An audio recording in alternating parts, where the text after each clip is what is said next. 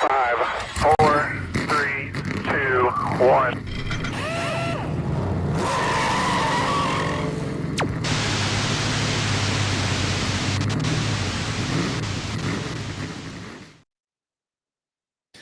Good morning, everyone.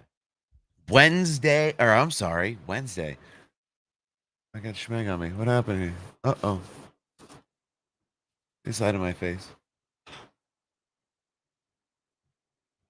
Good morning, everyone, to the new and improved Monday morning Splash and Dash morning show. Hopefully we're all awake and alive enough on a Monday morning, including myself, to get fired up and talk a little NASCAR post-race. Talk a little NASCAR weekend here from Watkins Glen. It was a packed weekend, so we'll have plenty to go through. Just I don't know, a lot to talk about, a lot of different things this weekend that I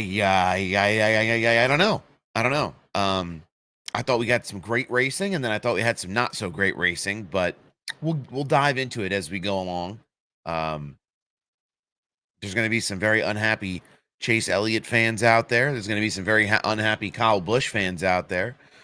I was not able to listen to all of the teardown yet. I know that people were going for Bianchi on the teardown last night. I do not know why, but I have not had a chance to listen to the whole thing.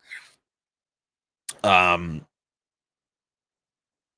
yeah, I think a lot of what people were talking about with him last night was I don't know, he might have said something that like discredited SVGs, or was like he acted surprised about how good of a driver SVG is. And some people were jumping in there. Oh, I didn't know that. Yeah, I don't know if how like committed to that theory he is in terms of what he's looking at in the points and playoffs, and he comes up with a lot of interesting ideas. But I don't know. I have noticed that he contradicts himself sometimes, so I didn't get to that part of teardown yet. I got it through about half of it last night, and then I fell asleep. So, but anyway, that's another part of things too. But a lot of sad Kyle Busch fans this weekend. Definitely some very sad Josh Berry fans. I don't know how that wasn't a caution in the Cup Series. SVG on Saturday. Some people were probably not too thrilled with that.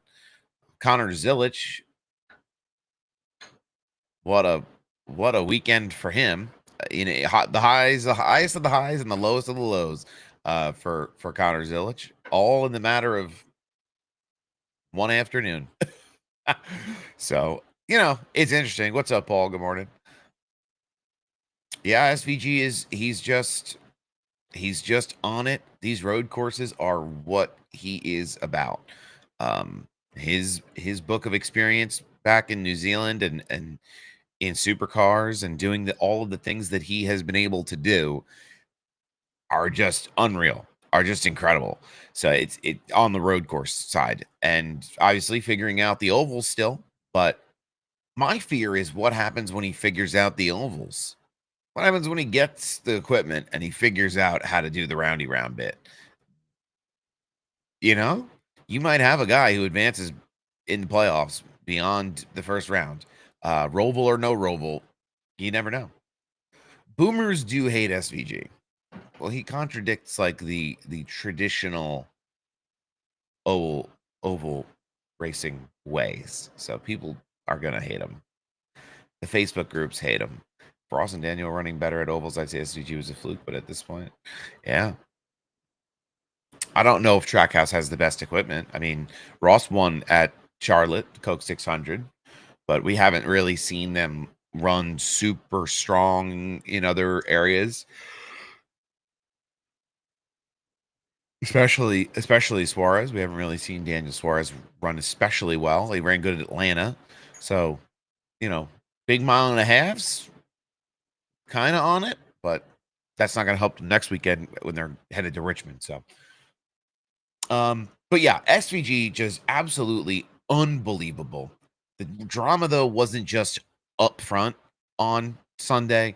The playoff bubble was just absolutely sizzling away back there as teammates battled for playoff bubble position.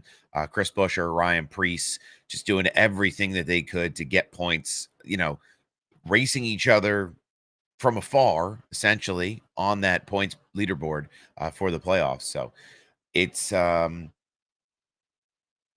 going to be an interesting one to see unfold because they're teammates. Buescher, I think, is the car you expect to drive better, to be better. But Ryan Preece is, we've talked about him. This is the third week in a row. I've taken I'm taking the Ryan Preece, drinking the Ryan Preece Kool-Aid. I'm into it. He's the man. I think he's got something to show people. I don't know if it's going to show in it all at once, but it's, this was a guy that was ready to move home after SHR and is now being talked about winning cup races. If he can just compete a little bit differently and have a little bit of a different day unfold for him at some of these racetracks. So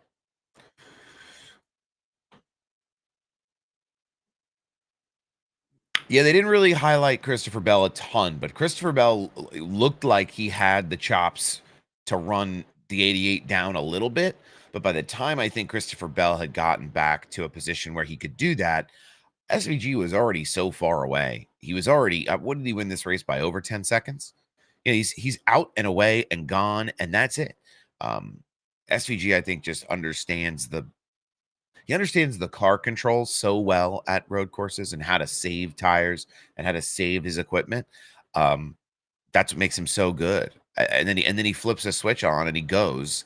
Like, he can drive around half throttle and still pass guys on road courses. So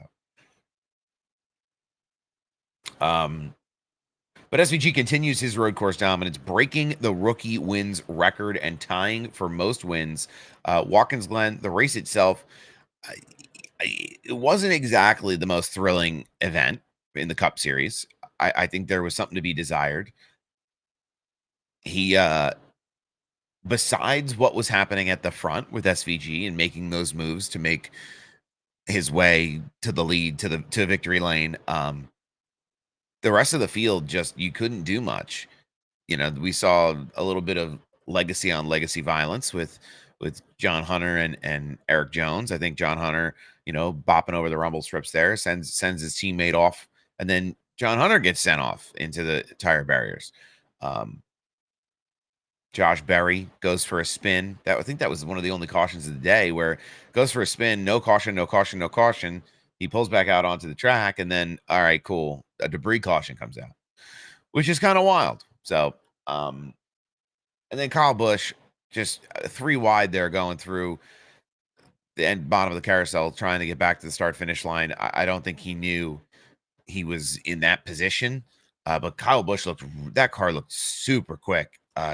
I don't know about contending for a win, but I absolutely had him pinned for a top 10 yesterday. And I think if he could have kept off that spin there, it would have been great. But the track position at Watkins Glen and at road courses in general, if you lose your track position, it's over for you. There's no way you can make it up on pit road.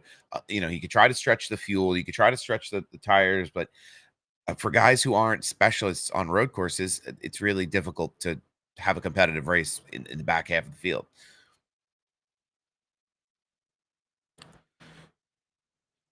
Let's take a look at the actual results from yesterday, because now I just want to make sure before we start talking about everybody in particular. Shane Van Gisbergen wins, obviously. Christopher Bell in that 20, like we talked about already, a little bit of a comeback for him, just charging back through the field there at the end. Buescher passing Chris Buescher. Chris Buescher looked like he had a good run going there too, just kind of stretched it a little long, burnt up maybe some of his stuff. William Byron had a good day, 4th place. Chase Briscoe, top 5. Briscoe, that 19 car has really come to life. The first half of the year, people were like, oh, what is he doing? Where is the 19? Now it's 6 poles later. He's running really well. He's won races. There's more to come, I'm sure, out of Briscoe and that team as well. Brian Blaney finished 6th. Suarez in 7th. Bubba having a great run. 8th place finish. Tyler Reddick in 9th. Ross Chastain rounds out the top 10. Some notables to keep your eye on. Ryan Preece in 13th. with Chris Buescher in third. That's important for the playoff bubble. We had Alex Bowman in the 48, finishing in 20th. Kyle Busch ended up in 22nd today. Dennis James Allen Hamlin in 25th, only ahead of one Mr. Chase Elliott, ladies and gentlemen. Ty Gibbs, someone I thought was really poised for a good run here. 33rd. I think he had a little bit of a meltdown on the radio, and the head was obviously not in the game there at the end for Ty Gibbs, but just something that happens as young drivers learn how to control a race and manage their day. MillerTech, good morning on the YouTube or on the Twitter X side of the world. How we doing this morning?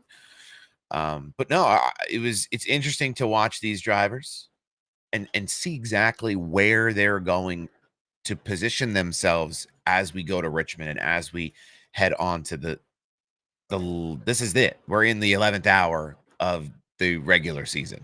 So let's be real. SVG heel toe like the old times. I'd say 25% of his time is saving speed, and nobody else is doing it right now. I think that's the biggest source of SVG's success. Obviously, he knows how to drive the car, but I would say the biggest differentiator between he and the rest of the field is his ability to heel toe, to be able to drive that car like lights out, totally differently, using that throttle, using that brake differently to get the results. And I mean, and it works. It works fantastically for him. So, what is your honest opinion on John Hunter Nemechek and his future? I like John Hunter, so a little bit of bias. I do like him. I think has a lot of talent. I loved him in the Xfinity series. There's a clip on my social that, I kind of showed a while ago. This was years ago in Las Vegas, where John Hunter just ran up through the whole field at Vegas in that JGR car. I think if he could get himself into higher caliber equipment, he would be a contender. But right now he takes very ambitious swings and has some unfortunate misses when he does. So I don't know about his future. I know he's big on the Toyota side of the world. There are rumors going around that Legacy and Haas could merge at some point.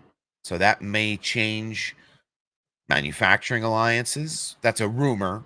So we're not going to preach that as gospel, but that is a rumor right now, along with a billion other rumors that are going to come out in the next couple of weeks as we get close to the end of the year. But there's certainly an interesting future for him and for that team. Bring SVG in with the Gen 6 750 car horsepower package. Is he still whooping up on the field, or would Chase and Mark have something to say about it? I don't care what the package is. He just drives the car better. He just drives the car better. Without a doubt, I think he would still put a whooping on everybody. I don't think it would be different. MillerTech, be honest. Don't be scared. We're watching. Where do we stand for scheme of the year? I will tell you something. Let's see if I can pull it up.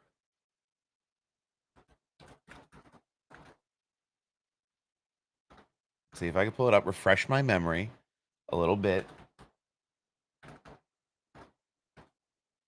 I'm a sucker for a good throwback.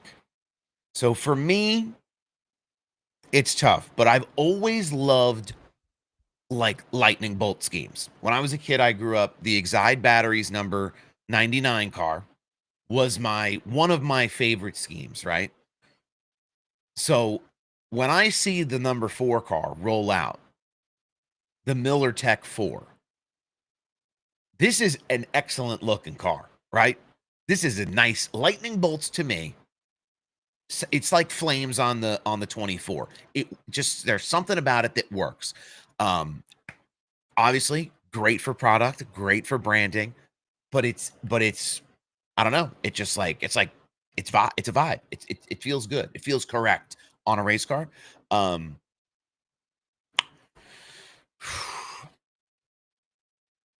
Where does it rank throughout the year? Well, there's been a lot of schemes. I'm a big Grillo's Pickle guy. I like that car too. Um, I like the SVG Red Bull cars that we've seen, the Trackhouse Red Bull cars this year. Iconic branding. Um, I've loved the Byron 500 car this year. They always do a nice job. Like I said, a sucker for the throwbacks. But the lightning bolt thing, like I'm looking at the interstate battery scheme from when Martin Truex Jr. ran it at JGR the one time. I don't know. There's something about lightning bolts. I like a lot of Tyler Reddick schemes. I think the scheme he ran, the diamond scheme for him this year was excellent. And then the scheme he ran at the Chicago Street Course, the backboard brake scheme was really cool too. But it's hard for me to pick just one favorite from the year. The Busher Cinnamon Toast Crunch car.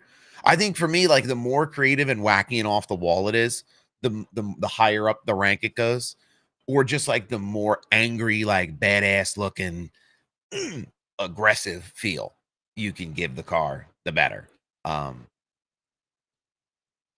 Hopefully that's an answer. I don't know if that's an answer or not. Ooh. But yeah, that's kind of where we're at on some of the schemes this year. I should go through some more of them, rank some schemes throughout the year this year. So maybe some winners, or some top 5 finishers from the year in their schemes that they won in or did well in. Can we talk about who is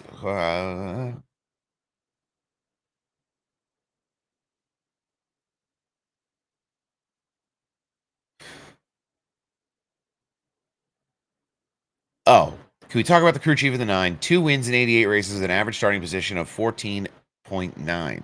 People really want to take Alan Gustafson to the cleaner. I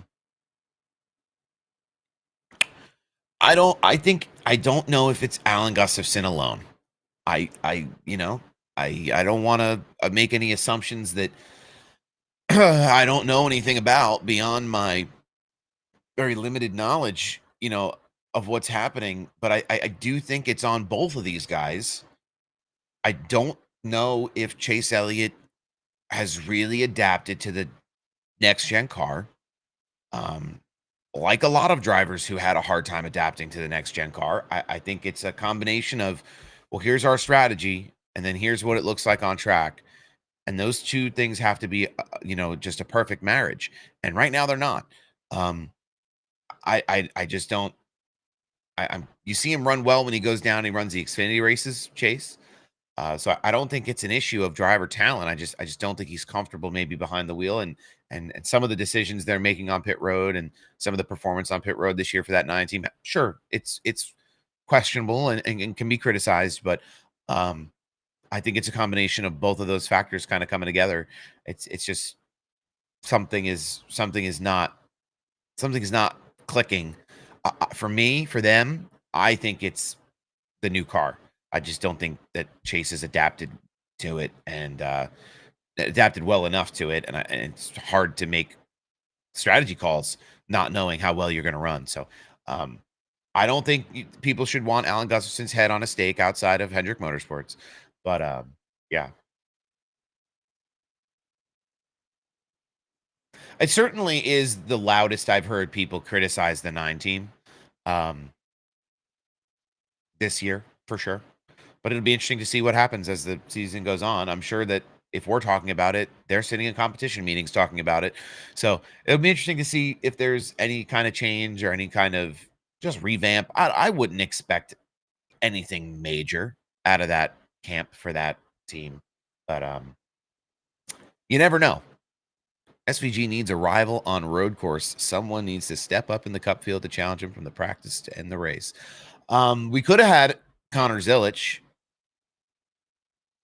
Could have had Connor Zilich contend on the road course against Shane Van Gisbergen this week. But Connor was busy not only winning the Xfinity race, but he took a very scary looking tumble out of the window net as he's climbing up in victory lane. Breaks his collarbone when he hits the ground. I think he's fortunate really that it wasn't more extreme than that. I know it's just, falls over, it doesn't maybe looks a little bit less severe than what some of these really heavy wrecks we've seen over the last few weeks in the sport has been. But just the way he hit his head on the ground, just you never know. Your neck, your spine, your head, your brain, all in that little beautiful area there as he slams down onto the ground. The ankle looked like it was going to be broken, or his leg looked like it was going to be broken there for a minute too, when he got it all caught up and tangled in the seating. But yeah, a broken collarbone, but nothing more extreme than that for Connor Zilich. But he's really the one who's going to contend with the SVGs of the field in the near future, I think, on road courses at least. Really wonder how much they're talking about it. He's extremely consistent. That is an excellent point, by the way, Frosty. Real quick. Oh, paper towel fell over. Chase Elliott, we real quick before we continue on, he is second overall in the points. So when people want to talk about Chase Elliott bad, no good. Alan Gustafson bad, no good. This is a team that in 24 starts has 1 win, 7 top 5s, 12 top 10s, 0 DNFs this year. So something works. Things work, but I think the win and you're in playoff mentality, if you don't see that car in victory lane multiple times a year, it's not a successful season. And I think that's a misconception that the playoff format has given us, given folks out there, and it discredits that consistency throughout the year. We've talked about it. We've talked about it here many times about how Sal is a traditionalist in terms of the playoff conversation. I think there should be something a little longer form that gives more attention to running consistently throughout the whole year and being upfront consistently throughout the whole year versus, having a system where the regular season points and the regular season points champion don't really mean much.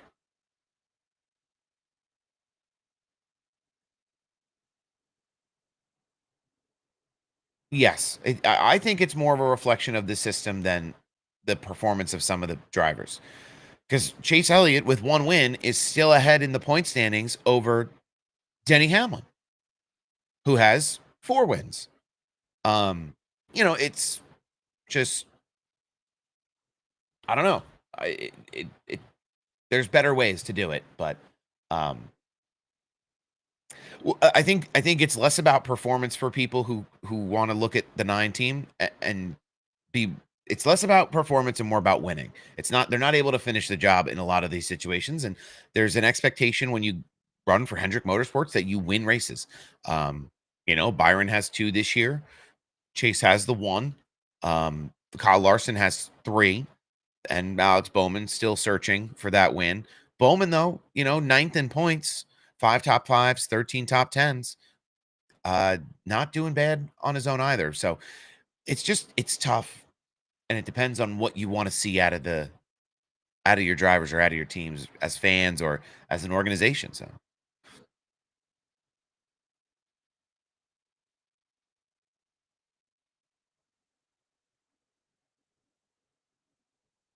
okay. 15 years ago, they were saying HMS is elite currently. Where are we? No one's from 8, all top 4. Yeah, I don't know. It'll certainly be something to talk about. It'll certainly be something to talk about as the year goes on and as the off season happens. The HMS tradition is to be the dominant force in the NASCAR, Cup Series world. But there's more competition out there now than there ever has been. So I don't think it's, it's obviously bucking the tradition, but I don't think it's wrong that this is happening because other organizations and other teams, they're with this new package and with the way the playoffs are, can go out and grab a guy like Shane Van Gisbergen and go out and win races and make their way into the playoffs. So it's not the way it used to be, but there's definitely ways that all the teams will have to adapt and change, whether it's from a team strategy side, a company strategy side, or just whatever, however they think they can get a piece of this guy. Zilich got him a Jet 2 holiday. Oh my God. They're talking about him coming back next week. Connor Zilich with the broken collarbone. I don't know how he'd come back next week. SVG said he raced with a broken collarbone. They jammed a plate in his chest and drugged him up, and he ran a race and won in supercars. I don't know. I don't know if you're going to see that happen with Connor next week, but I would imagine he'll be out for a couple weeks. He'll probably come back for the first round of the playoffs in the Xfinity series, but unfortunate that he took the tumble. Can SVG break the Jeff Gordon road course record? He certainly could. I think it was Gordon won 6 consecutive road courses, so this is SVG's 4th. So he would need the Roval, and then he would need one other road course next season, I guess. In my mind, though, this was the field's best chance to get one back from Shane Van Gisbergen. This was it. Watkins Glen was the place, and if you're not doing it here, it's going to be rough. But we'll see. We'll see. There's lots to look forward to for SVG. He's signed an extension with Trackhouse, so there's more to come. The story is still unwritten. We also got ARCA Trucks Xfinity as well this weekend from Watkins Glen, which all put on great racing. I thought the truck race was awesome. I thought the ARCA race was awesome too. Tristan McKee, 15 years old, won the ARCA race, by the way. 15. That is great. I don't even remember being 15. What was I doing at 15? I could not tell you. This kid's out here thumping these guys off the rumbles to win races at Watkins Glen in the ARCA series. That's crazy to me. But Zilich's post-race injury was something to take note of, as well as McDowell getting wrecked in the Xfinity series. We could stop here for a minute and talk about this. Austin Hill getting involved with a driver in the Xfinity series again is a rough look. I don't understand. I don't think Austin Hill intentionally went into that corner, come out of that corner and wrecked McDowell. I don't think that is the case this time. Indy, I was very aggressive about. Yes, this is absolutely he's absolutely doing this on purpose. But Austin Hill, I don't know. Just the disregard in that situation for the competitors around him. Just not. All it takes is just a half a burp up off the throttle to avoid that whole situation. And it catches so many cars too in that wreck as you're going through the chute. It's mind-boggling to me.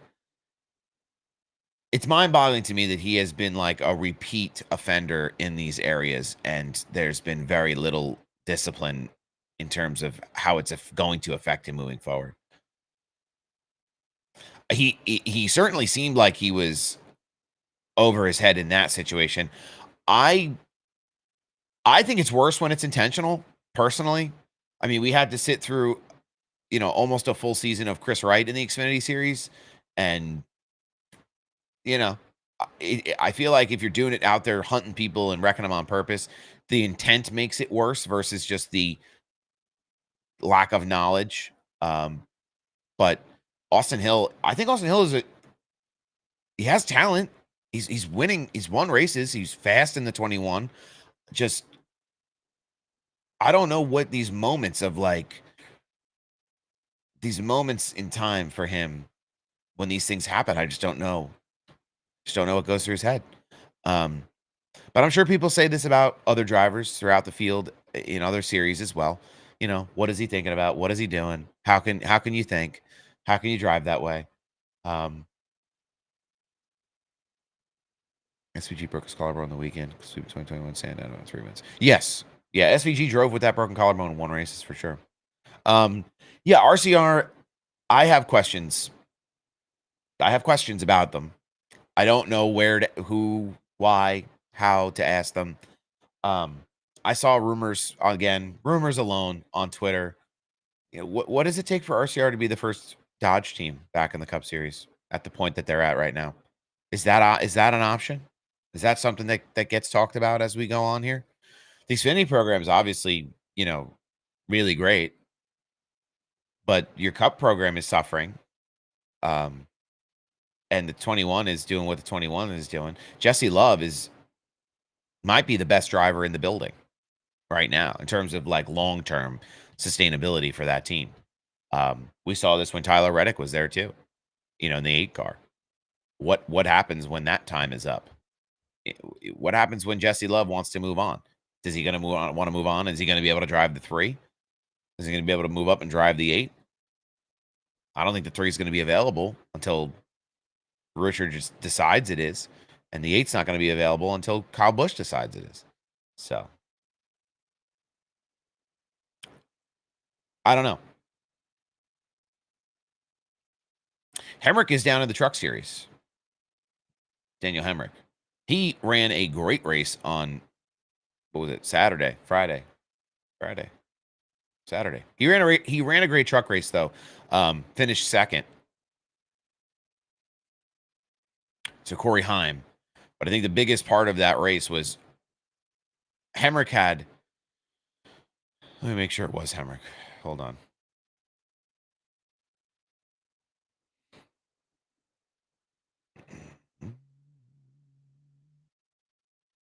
Yeah, Daniel Hemric in the 19 had every chance to clean out the 11 of Corey Heim there on the last lap to steal a win. Hemric, someone who needs a win, and didn't. So Daniel Hemric has been all over the place. I think he kind of bet on himself. He's going on this pathway to kind of reestablish himself as a driver and give himself some opportunity, similar to what John Hunter did a few years back. But go down to the trucks, have some success, do the thing, and then hope that some new doors and some new pathways open. He drove the car from 17th to 2nd in that Truck Series race. So no slouch. He's doing big things in that 19 truck at road courses. Love is definitely the best driver. He's going to end up somewhere else. Probably. He'll probably move on to another team at some point, unless they build some type of improved team atmosphere around him.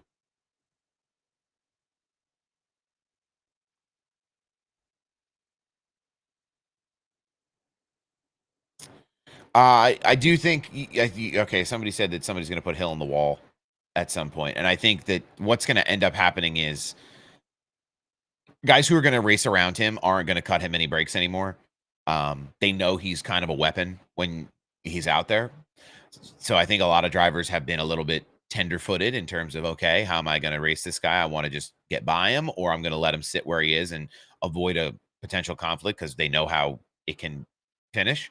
But I don't think that's going to be the case moving forward. I think the cut and break days for Austin Hill and the field are over. I think it's going to be just hard racing for Austin Hill the rest of this season at the very least.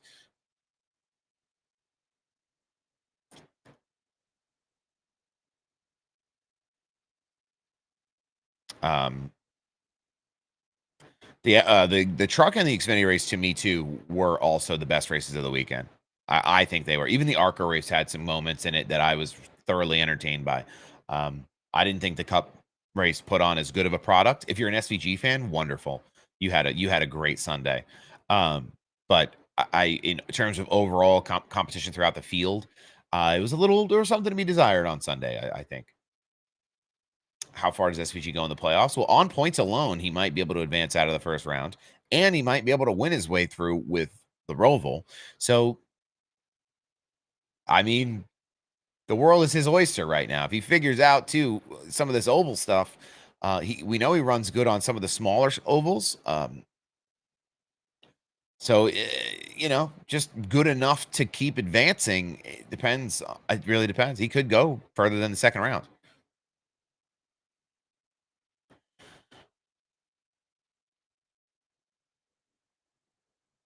What can the Cup car do to fix their problems? I think Denny Hamlin really has, kind of hit the nail on the head in a lot of what he said.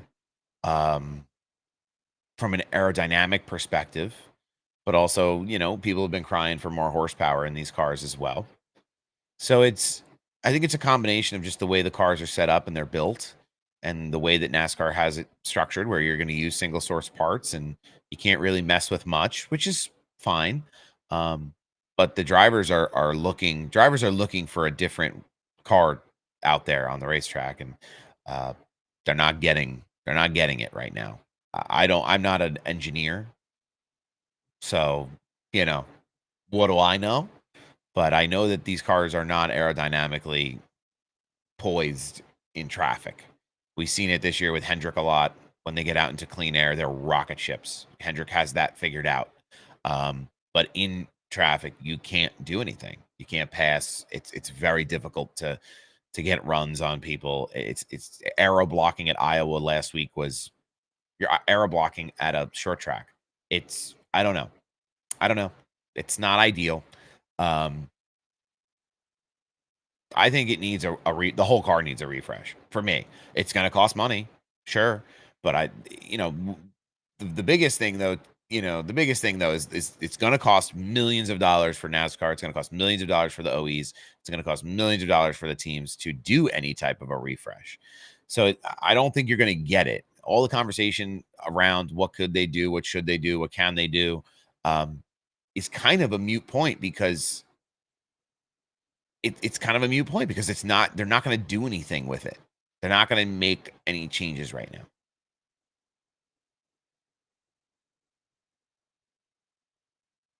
I think that the Cup cars should also run more like the Xfinity cars, where if you want to pass someone, you drive up to the back of them and you put them in an aero spot where they are at a disadvantage.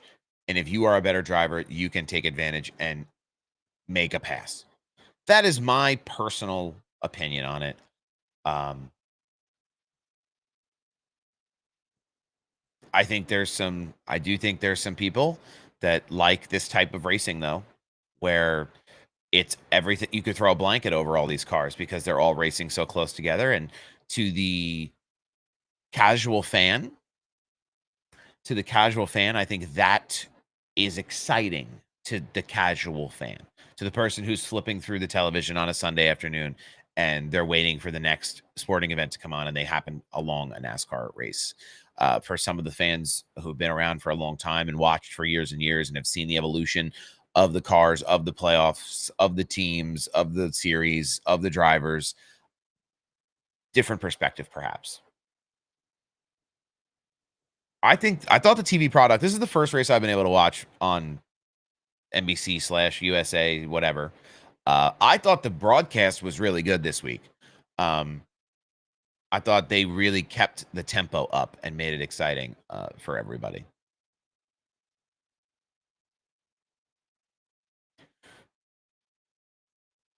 When did I start watching the races? Like this weekend or like in my life? In my life, it's been since the very early 2000s.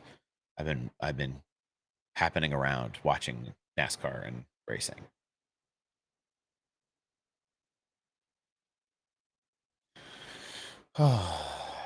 Anyway, it was cool to see SVG. Before I move on, I do have to move on to the next little bit here. It was cool to see SVG and his dad celebrate together on at the start finish line there. I don't think he had seen his dad since Christmas. I know his mom had passed away a couple of years ago too, and hadn't been able to see the success. So that was a cool moment in this whole dominating, event of the weekend. Was cool to see that family side of it kind of come out too. That was fun. I thought that was a nice thing that they did to get him over there, to him to come over there and then get him on TV and the whole thing.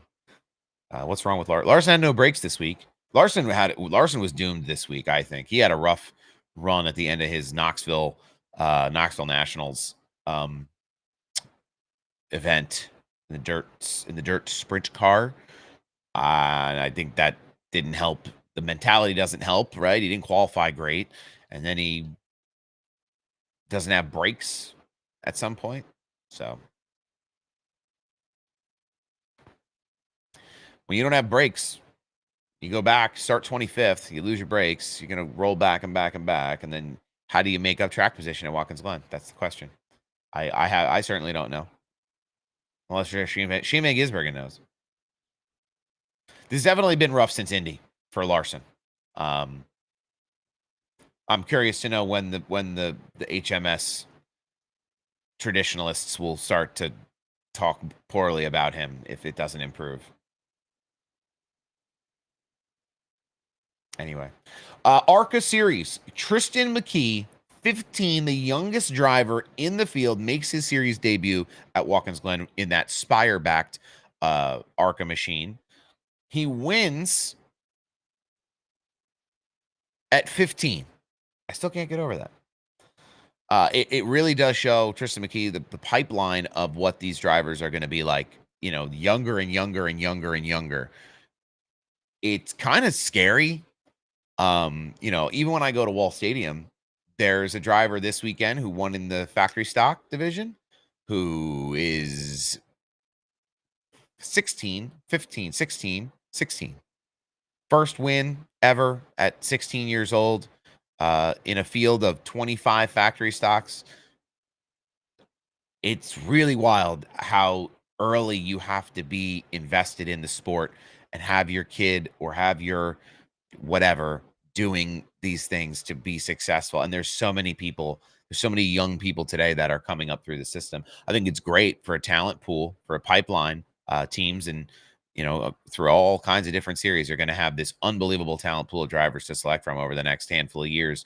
I don't know if that's the and all be all, like, oh, the younger the better, because then you have specialists like SVG who are not young but are still able to come out here and put you know, belt to ass on the field. But again, Shane Gisbergen probably been racing since he was a child. So again, it's just Tristan McKee shows us it works.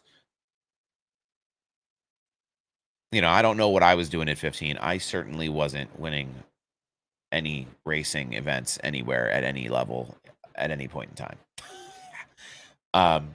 And again, we talked a little about Corey Heim. He wins another road course event. He's always been really good at these road course events.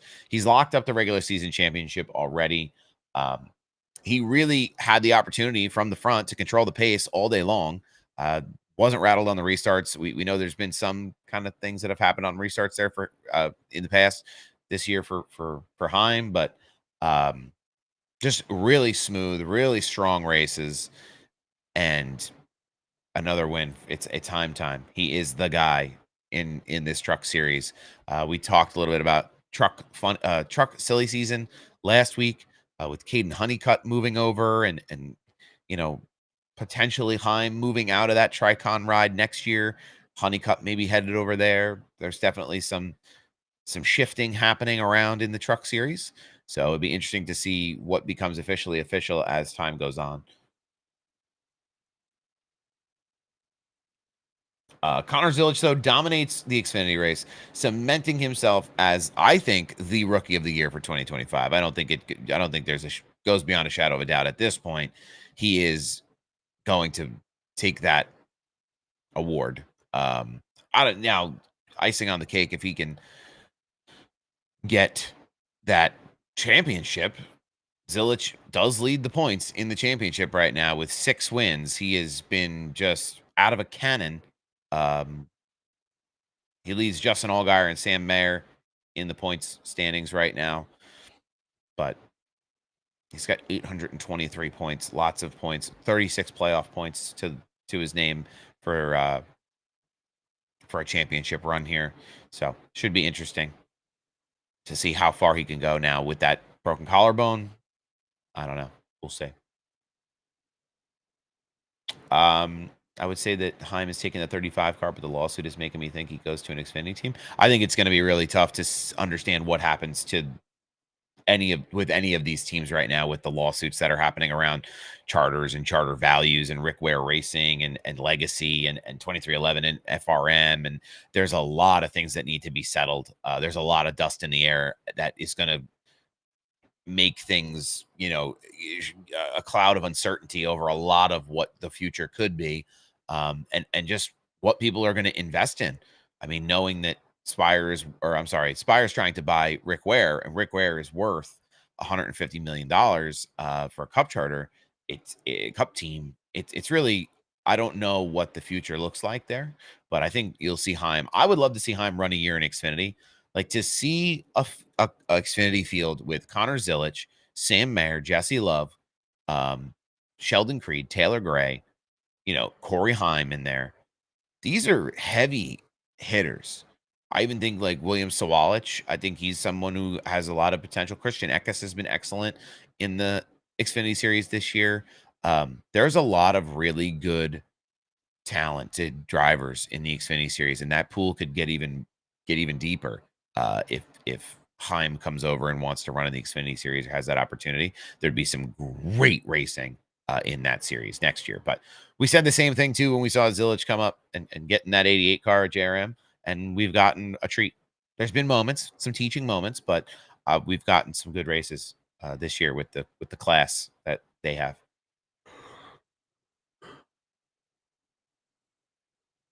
The biggest kind of event of the Xfinity race to me was that SVG Zilich contact there on re-entry, where Zilich is taking that corner really wide and just doesn't seem to leave SVG any space. Or SVG didn't leave Zilich any space to exit coming back. And the conversation around that is going to be, is it SVG's responsibility to give Connor the space to re-enter because he technically goes off the racing surface, off track. Even though traditionally that is the line that is run through that corner. I don't think there was any kind of like malicious intent there by either of these guys to race each other hard or to wreck each other. They're teammates and they're like sponsored together through Red Bull, and I just don't think there's anything nefarious there. But it's again a teaching moment for both of them, where SVG maybe is not as accustomed to the way American road course racing is done versus what he's done overseas. Unfortunate though, because that was looking like it was going to be a great battle. But it cut SVG's day in the Xfinity Series short. No double this weekend for SVG like we saw at Chicago. But I'm sure that'll be fun in the competition meeting between mentor and mentee to kind of chat about how they can race each other a little differently moving forward. McDowell again too. We talked a little bit about Austin Hill. There's a lot there. I'm kind of at a loss with Austin Hill. I think there should be a driver's council. There used to be a driver's council, and I think it needs to make a return where when incidents like this happen, there's a driver's council that helps the sanctioning body officiate these situations. Guys that are in the cars racing around people like Austin Hill week in and week out. Hey, he's out there just brainless. Maybe you park him a week. Maybe you do this. Maybe you do that. And give suggestions to the officiating body, because I don't know how many more of these incidents the 21 is going to get into this year. Somebody's going to get real hurt at some point. Not to mention, they're just tearing up millions of dollars in race cars. Millions of dollars in race cars for some of these wrecks. So, not ideal. McDowell looked good, though, in the Xfinity Series. He looked good, though, in the Cup Series as well. He's a road course guy. Really coming to life here the last couple of years. Apparently, there was a dead zone and a blind spot at Watkins Glen, too. That was a point this weekend where a lot of drivers were getting frustrated that it hadn't been addressed from when they had brought it out last year.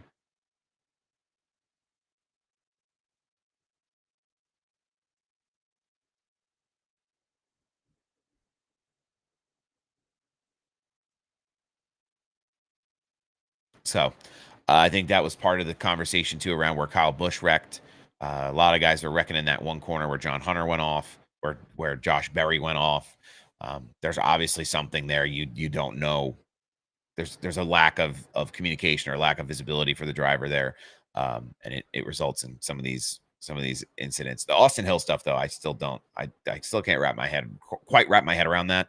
I don't think there's really any excuse, but be interesting to see. I don't think there's going to be any disciplinary action taken. A wreck is a wreck that happens, but the microscope is on Austin Hill and that RCR team for sure.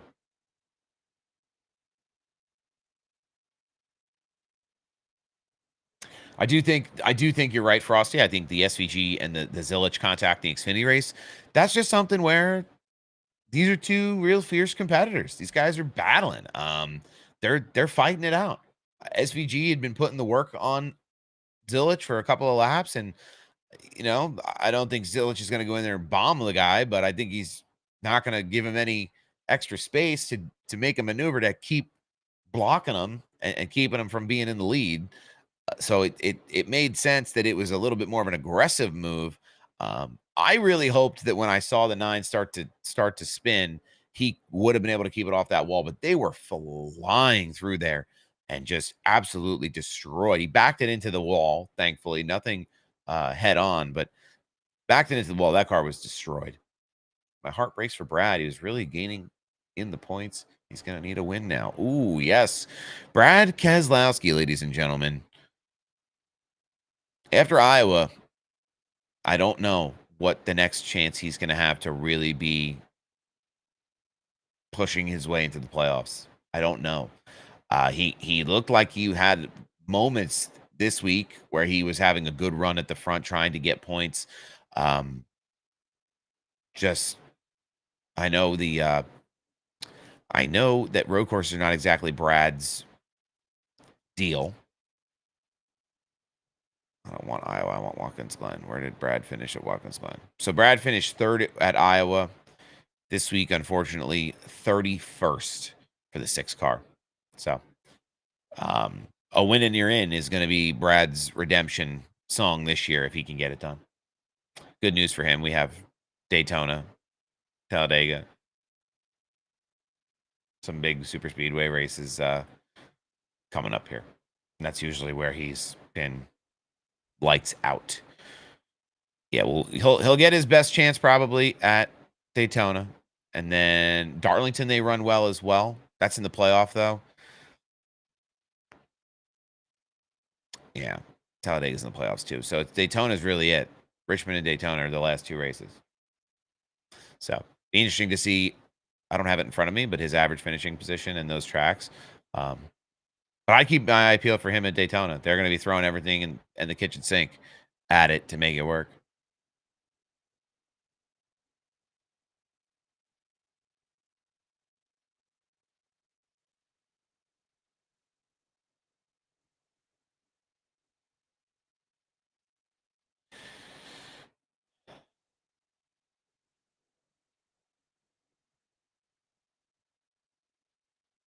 Talk a little bit about the playoff structure here. Sorry, reading through my notes here. Want to make sure we're not going over it and over it and over it and over it and over it. Hamlin SVG multi-time winners are locked into the playoff picture at this stage of the game, right? Tyler Reddick, Alex Bowman, and Chris Buescher are the ones who are kind of in the mix but don't have that win just yet. Tyler Reddick probably safe from disaster. Bowman and Buescher, though, are looking over their shoulder for sure. There are drivers that are sneaking up that want a piece to get into the playoff. Ryan Preece still 34 points below the cut line. Kyle Busch 100 points below the cut line. That's going to take a win. Ty Gibbs going to take a win. But when you look at the schedule in the Cup Series, right, between Reddick, Bowman, and Buescher above the bubble, and then Preece, Busch, and Gibbs, I wouldn't count any of these guys out for a win in the next 2 weeks. Richmond is a track where, if you come correct, Austin Dillon. Everybody talks about Austin Dillon last year. The focus on that race has been how he wrecked the 11 and the 22 to win. But if Austin Dillon had gotten all of the restart prior to that incident, he wouldn't have had to have gone in there and bombed those guys out in 3 and 4. He would have won the race straight up. So I think it's really just, if you come correct for Richmond and you have a strong understanding of that racetrack, it can be a great day. It can be a great day. And I think there's drivers throughout the field who have a real shot. We talk about, again, Ryan Preece at short tracks. He's running the modified race this weekend too, heading down there to get a little early preview at Richmond. I think that's one of the best tracks for the modified tour is at Richmond. So it'll be fun to see if he can use that experience to kind of help his situation on Sunday as well. Kyle Busch has run well here in the past You know, Brad has run well here in the past. Tyler Reddick, Chris Buescher, you can't count any of these guys out. So it was a weird race weekend, Cap. It sure was. There were some other headlines away from NASCAR too. Bowman Gray. Our thoughts and prayers with the family of the driver there who had a medical incident. So that was unfortunate for sure. There was all kinds of crazy things happening. That was right around when, you know, Zilich falls and breaks his collarbone there at the Xfinity race. They're wrecking. There's wrecking happening. There's people hurt. Still thinking about a lot about Stuart Friesen, who's I heard from someone at the track this weekend who had talked to a friend of a friend. Stuart probably won't be able to put weight on his lower half for another 2 months. That's what they're looking at in terms of recovery time for Stewart, just to put weight on it.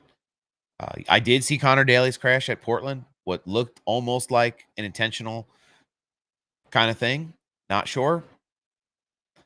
Yeah, Cap, there was a medical emergency. He had I don't know how true all the reports are. People are reporting it, but I have been a little more cautious around it because I don't know.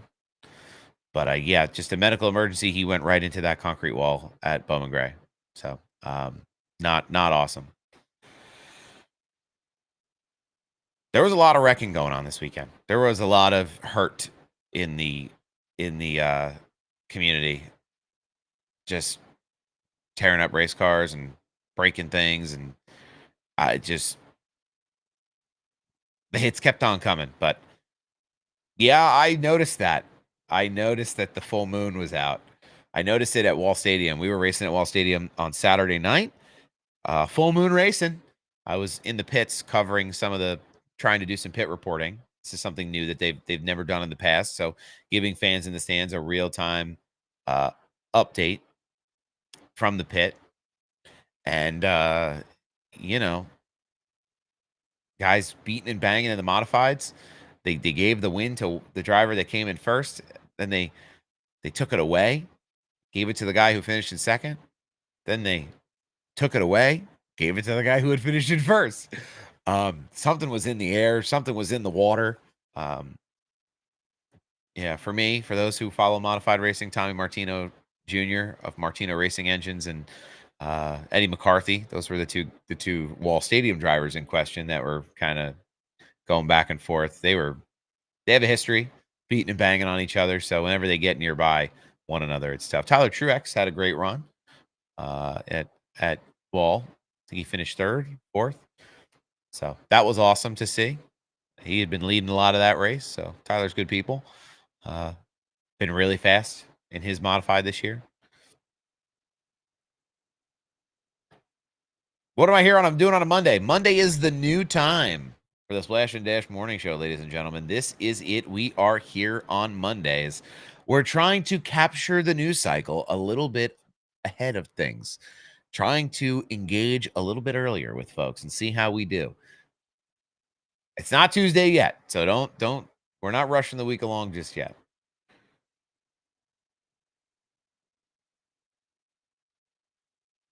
Monday. But it's tough on a Monday after a weekend like what we got at Watkins Glen. I don't know. The Cup race was not as inspiring as I had hoped it would be. But we'll run over some more of the points again here. We did talk about the Daly wreck, Connor Daly wreck. Oh my goodness, what a statistic this is. Brake Hard. I love Brake Hard. He's great. NASCAR Cup Series drivers with 5 career wins. In 38 races, SVG has 5 wins. In 430 races, Austin Dillon has 5 wins.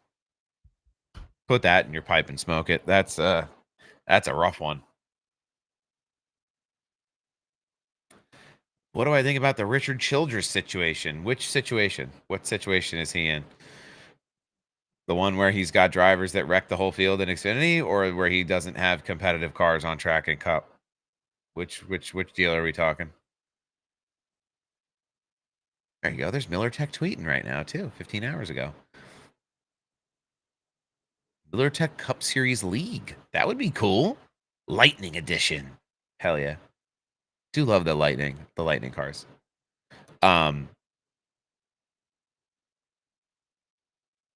Yeah, 70.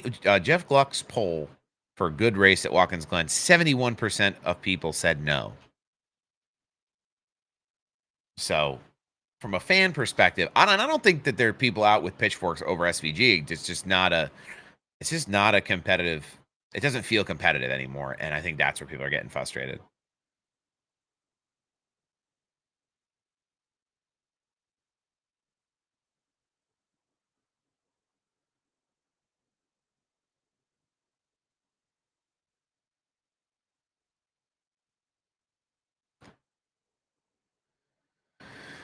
Um, I didn't see this though. Brad Keselowski and Carson Hocevar got into something in qualifying. Hocevar gets into. He just. I can't seem to. That's Brad running. He sprints. He sprints up the pit road to the pit wall to get a hold of Hocevar before he goes back behind the wall there with his crew. I didn't see that until just now.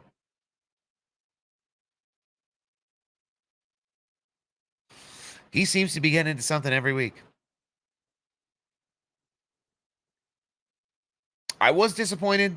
I was disappointed though too. The 78. I had high hopes for the 78 of Catherine Legg at Watkins Glen this weekend.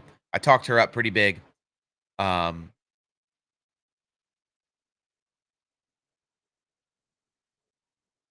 I thought it was going to be a good run for her. Carson and Austin keep the sport interesting regardless if we like them or not. How long until sponsors are tired of the antics?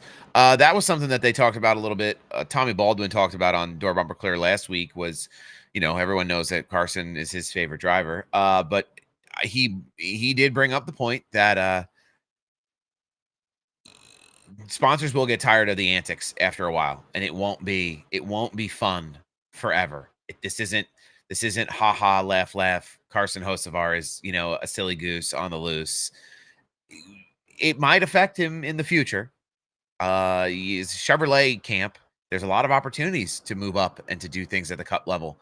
If he chooses to be at Spire, or if Spire chooses to retain him, who knows? But there's lots of opportunities through the Chevy pipeline with the teams in the Cup Series. So I don't know what he is going to do. He probably should change some of his antics to better address some concerns out there in the industry over, hey, you can't keep doing this or else sponsors are going to kick you to the curb. But we'll see. It was a good race in terms of the best driver won, for sure. Busch and Dillon retire. Who gets the 2 rides at RCR? I think they would try to put Jesse Love in one of those cars if this happens in the short term. I don't think Austin Hill goes up to the Cup Series to me. That is true. Carson has good sponsorship right now. So we talk about Austin Hill too. Austin Hill's been out there doing crazy things for years and he's still around. So if you come with the right sponsorship money, you can stick around in whatever series, they'll keep putting up with you.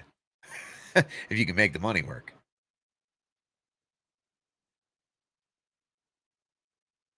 What's up, Adrian? Good morning. Good morning. Good morning. But it'll be interesting to see if there's an evolution for Carson Hocevar, and I don't know. It's going to take time for him to kind of mature into the series. I think it's better that he's wild now. You can tone him down. It's hard when guys aren't going to take chances and get wild to make wins happen, and you have to train that into them. It's hard to train speed and train aggressive driving into people when they're not like that by nature. Cap. Austin Hill, I was a fan, but not the last few weeks. Yeah, it's tough. Hill's been out there, giving him spin willies all the last few weeks.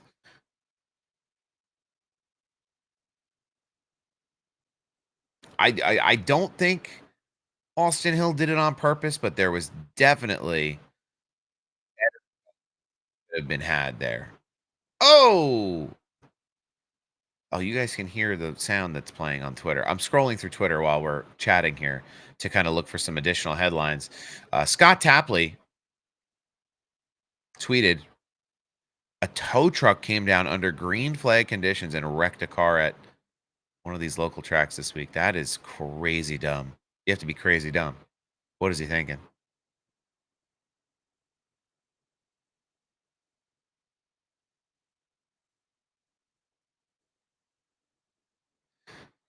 Eric Jones goes from 22nd to 12th at the end of that race. Bozy tweeted this.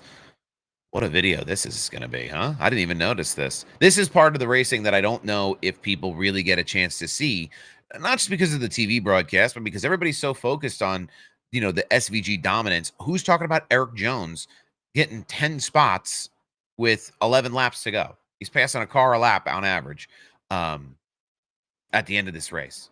That's pretty wild.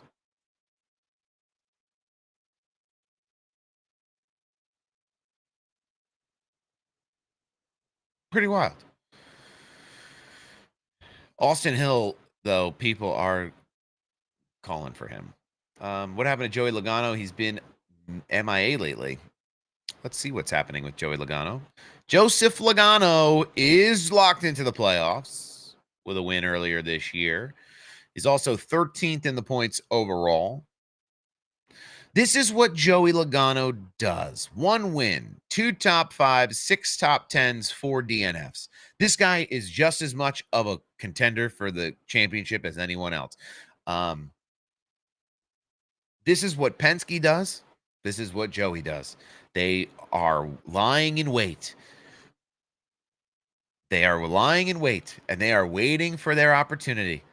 They don't care about once they win their race for the year to make their way into the playoffs, all they have to do is sit around and get ready for the slate of races that are in the playoffs and the championship race. They know how to set up the car for Phoenix. They know how to focus on Phoenix. They've won there enough. That Penske program has been there over and over and over. But I just think Joey not that they don't care, but they definitely, there's more of a relaxed feel around how aggressive he wants to be or who he's racing around. They're focusing on the bigger picture here.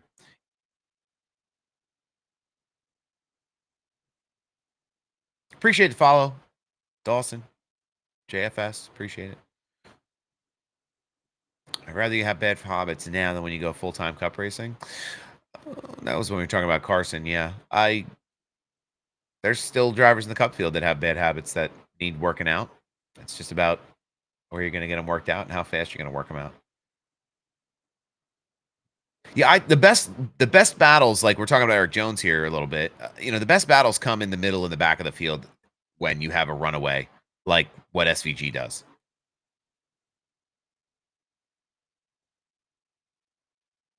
Do you think Connor Zilich has the early successes like he's had in Xfinity when he transitions to Cup? That's a great question. It's a very valid question. I think the Cup car is so different from the Xfinity car that it will not be a turnkey success. There will be challenges for Zilich as he moves up, seemingly with the Trackhouse organization into the Cup Series over the next year or 2 years or whatever that timeline maybe looks like.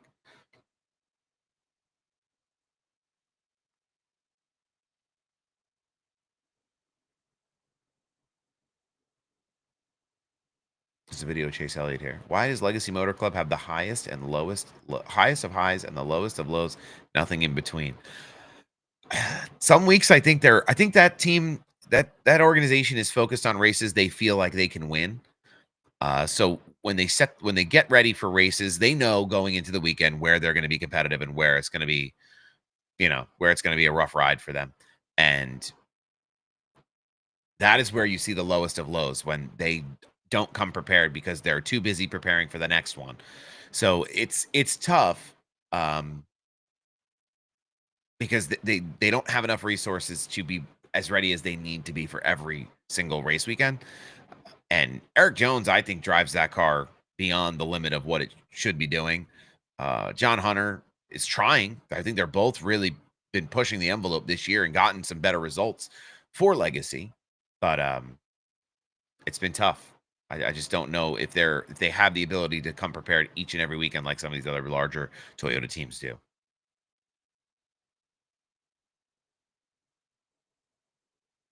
Any driver appearances you know about for Richmond? I do not know about any driver appearances. I will not be at Richmond. I was offered a ticket from our friend NASCAR John, who you can listen to our conversation, he and I, on the Hot Lap app on Spotify.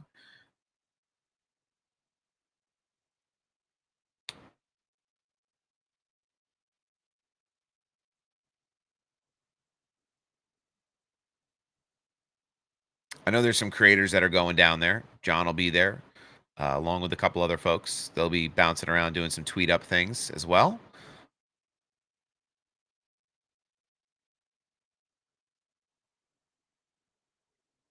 So that'll be fun. Richmond's a cool place. It's a cool track. For me, it just doesn't make sense to drive. Oh my god, that's so true. I gotta save that. It doesn't make sense for me to drive 5 hours down, 5 hours back, all in one day. If I was able to get down there and stay for the weekend, it would have been great. But unfortunately, not not in my neck of the woods enough to make it make sense. Yeah, he's in Northern Virginia, I think. I believe. Us folks up here in the Northeast, we get a little bit of a limited view. We don't really. Everything's kind of far. I'm looking and hoping that we can get over to New Hampshire. Might even take a shot to the Roval. I said that last year too, and I didn't go. But I would love to be able to hit the Roval this year.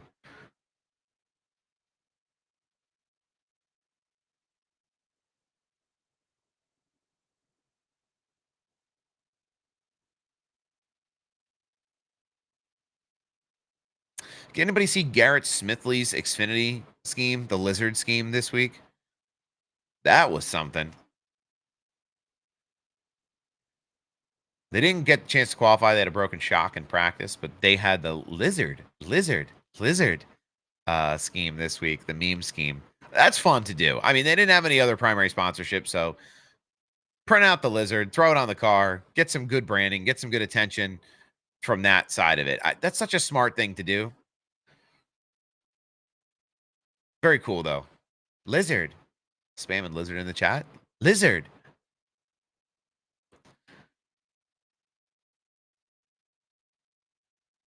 Oh yeah, there was some tangoing in the Penske camp too. I guess Paul Wolf was not happy with Hendrick blocking on Logano there at the end of the race with 4 to go. That would have given Logano a little bit of a better finish, but Hendrick held his ground maybe a little harder than Logano wanted him to. I did see Connor's crash in victory lane, or his crash, his fall, his. Thankfully, it wasn't more serious than the broken collarbone that he did sustain. Head injuries, scary stuff. So thankfully he's okay. I know his dad was posting, Connor's dad, so giving people updates. I'm sure it'll, in hindsight, if his recovery will work and he'll be fine, I'm sure. But in hindsight, it'll be something that you take a deep breath over. All right. I've scrolled through this. Oh, yeah, this one too. Milwaukee Mile also underwater. I don't know if anybody saw that video over the weekend. Literally underwater. 9 to 14 inches of rain happening there over the weekend. Place looks like a swimming pool. So.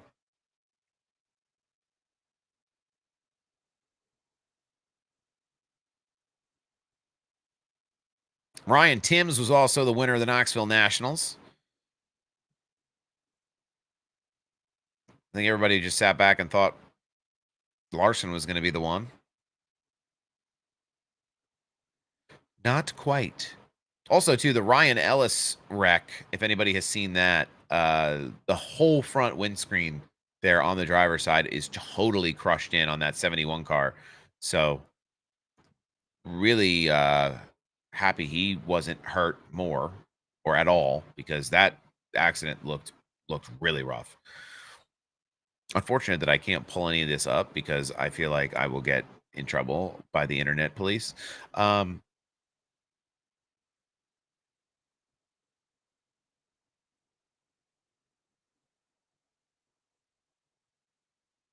Yeah. Oh, did I save my one thing that I wanted to show everybody that I did like 2 weeks ago that I still haven't pulled up? Is it this one? Yes. Okay, hold on.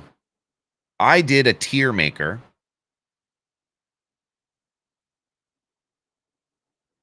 I did a tier maker of my favorite drivers. I wanted to share my screen. Okay, so there you can see it now on there. Hold on real quick. Oh, Lord, what is this? What is happening here? This is not what I asked for at all.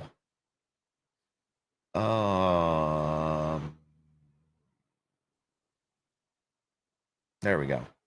Okay. So this is my like tier list of cool drivers that I like. Move this over here. Maybe you can get a better view of it. You guys on TikTok get to see my whole screen. Sorry. I don't know if anybody's had the chance to do one of these tier makers, but these are fun. These are fun to do. You can see exactly where my allegiances lie. We'll start at the bottom. The 22 car of Joey Logano is in the despised section for Sal. This is just Cup drivers, but I would also put Austin Hill in the despised section.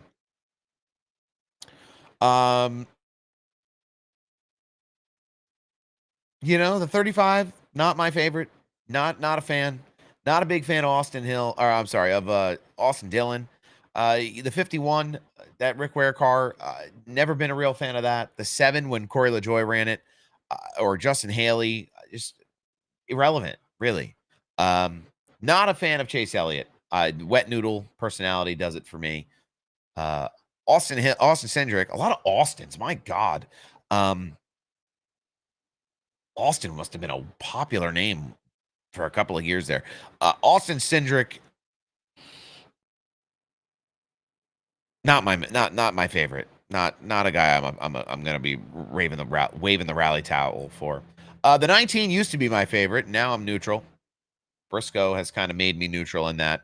James Smalls made me neutral in that, even though they've had a great year this year. The 43, the 71, I like McDowell. McDowell's cool, but Eric Jones is a wheelman, respectably.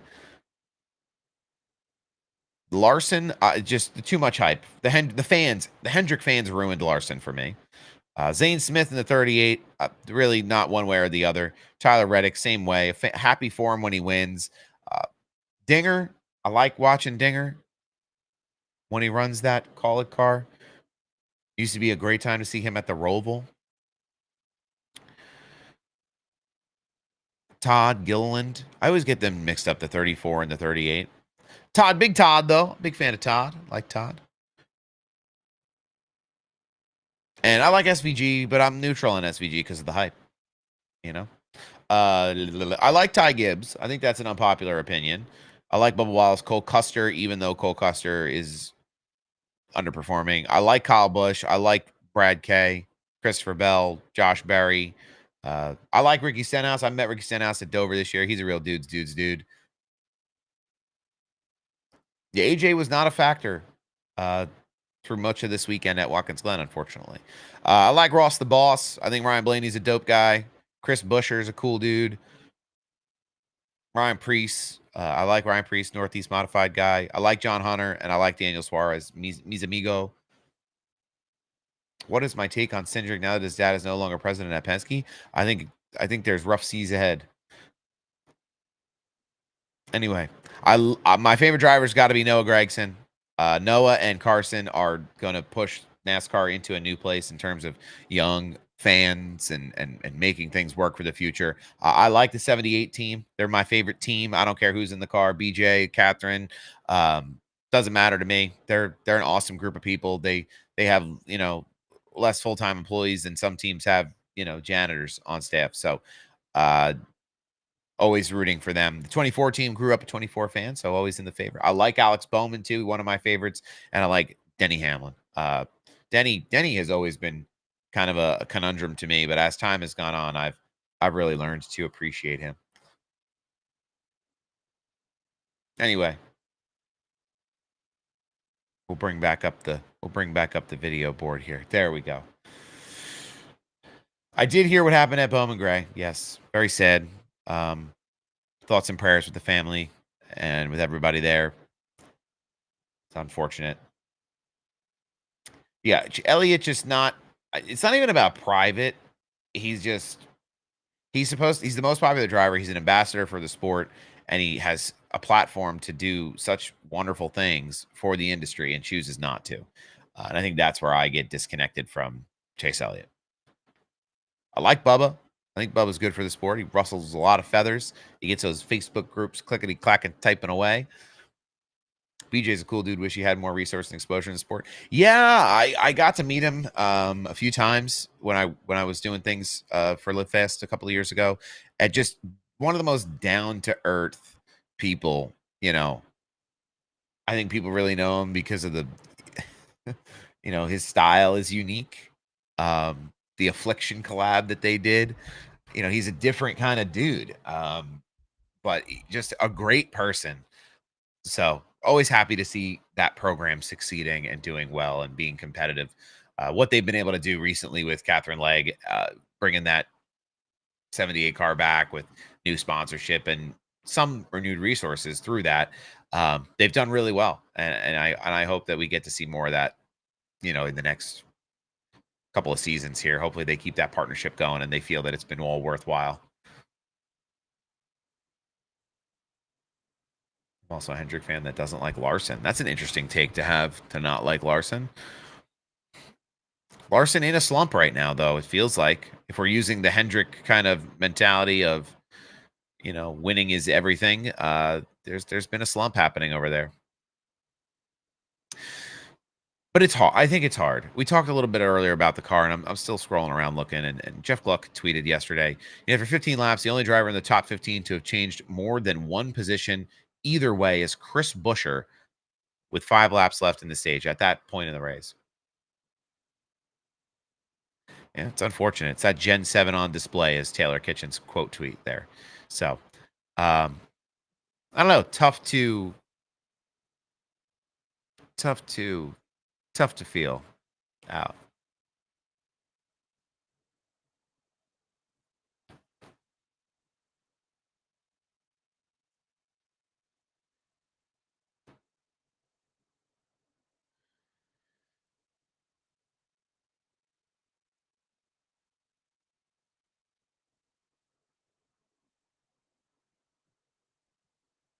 All right, let's take a look at some of the playoff pictures throughout the series. So we haven't really done that. The playoff picture in the Truck Series, right? Corey Heim is your regular season champion, done and dusted. We kind of float down here to the bottom of the list. Caden Honeycutt was in bubble territory. Jake Garcia also in bubble territory. Ben Rose and Giovanni Ruggiero on the bottom of that bubble.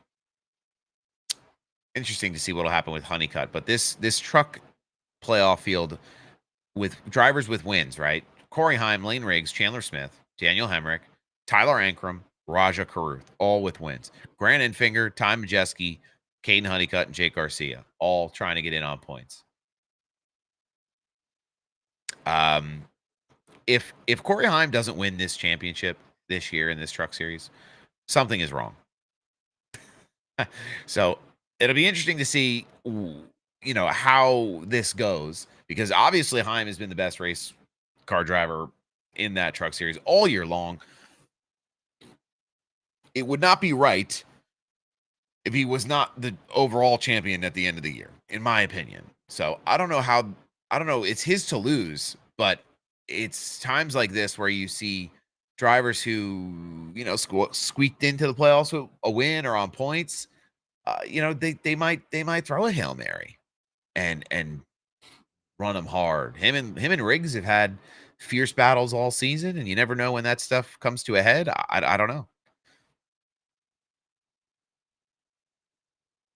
I people are like, oh, he's a shoo-in to win, but I think this is when people get freaky and weird in the playoffs, when it's time to win a championship. They're gonna take you out if you're between them and their championship opportunity. You never know. So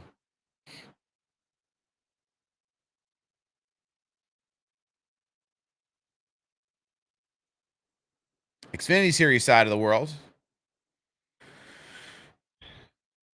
Carson Quapple, the highest in points for the non-winning drivers so far. Sheldon Creed, Taylor Gray, and Harrison Burton. Burton, 30 points to the good on the bubble. Jeb Burton and Ryan Sieg below the bubble there. Jeb Burton under 30. Ryan Sieg under 38.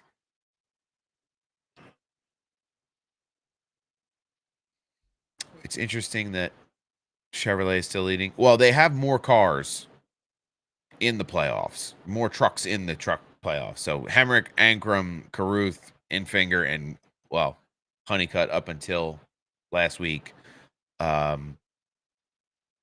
Did they take Friesen out of here?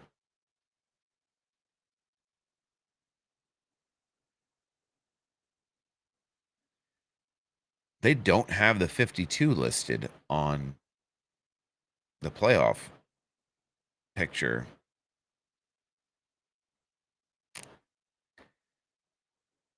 That's interesting. I wonder if they'll get a waiver for that 52 truck, at least for the owner's points or the manufacturer championship, to see what they can do. But he's not listed here on the driver's side.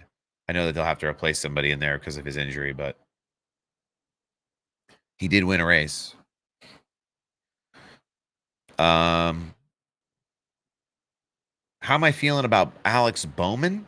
I think Alex Bowman has a chance to win every time he gets behind the wheel in that 48 car. I think the team at Hendrick Motorsports gives him all the equipment he needs and then some. Like we were talking about, the rest of this schedule to get into the playoffs is, we're here. This is the end. Richmond and Daytona. For me, the 48, I don't remember the 48 with Alex Bowman ever running exceptionally well at Richmond. Daytona is a chance for anyone. So, I think Daytona is going to be especially disastrous this year. I think there's a bunch of drivers that really, it's important to them to make the playoffs, and there can only be one winner. And if these guys end up getting around each other, it could get ugly. It could get ugly. But I think that'll be a great, maybe an entertaining race for us, the fans, for sure. But I wouldn't say I feel good about Bowman. I'd say I feel uneasy about him, considering Daytona is probably his best chance to advance in on a win. If we're talking about in a sense of purely just points. Hold on. I'm clicking around all over the place. This is like my brain hurts. He is 60 points to the good, Alex Bowman. So he doesn't have to win. Chris Buescher probably is in a position now where the heat is on. Looking over his shoulder. Ryan Preece, his teammate, coming up behind him. Kyle Busch as well. Runs really good at Richmond, I think. Runs really good at Daytona. You got Ty Gibbs. Oh my God, sorry. A little further down the bubble, but I think if Ty Gibbs comes correct, I don't think there's anything he won't do to try to win a race. Same with Brad Keselowski. Have I heard anything about Chevrolet in 2026? I don't know. What should I have heard about Chevrolet in 2026? I don't know how long the Ty Gibbs experiment goes on for. I mean, I've been on here and I've said things like, there is no threat for Ty Gibbs to lose that ride. But how long can you watch the 20 and the 19 and the 11 be as good as they are, and the 54 just not have the juice for it? I don't know how long that goes on. I know Ty is going to be a part of the ownership group at Gibbs moving forward, I'm sure. I know he's got some stake in the Xfinity side already. So it's, how long are you going to put yourself out there and be criticized for not winning races? Now, he's had good runs. There's been times last year and this year that Ty Gibbs has done good things in terms of finishing position, but he's certainly not getting any friends out there on the racetrack. And I don't know. After his tantrum, who's less popular, Ty Gibbs or Austin Hill? I think they're equally unpopular, to be honest with you. Um, I don't know.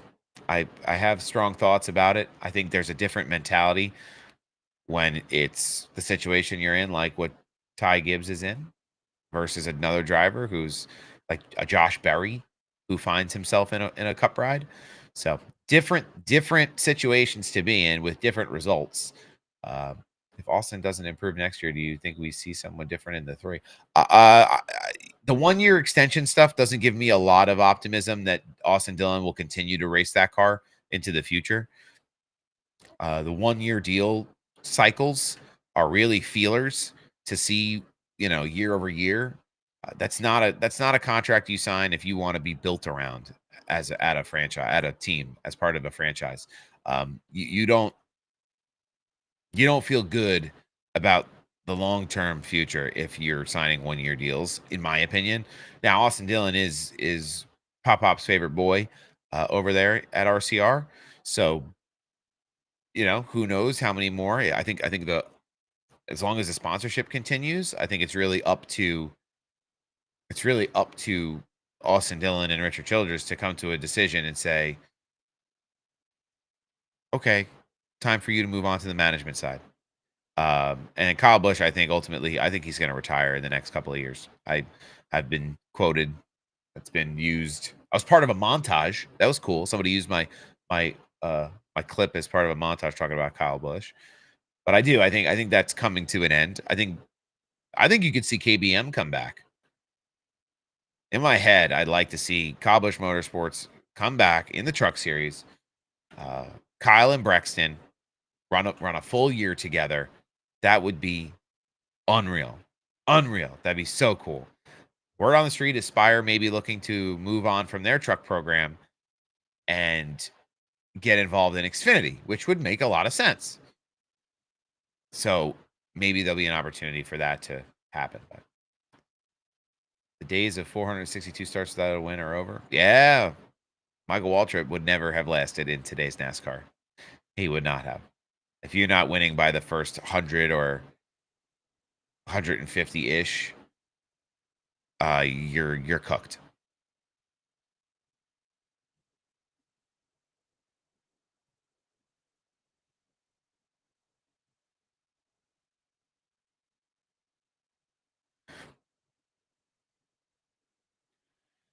All right.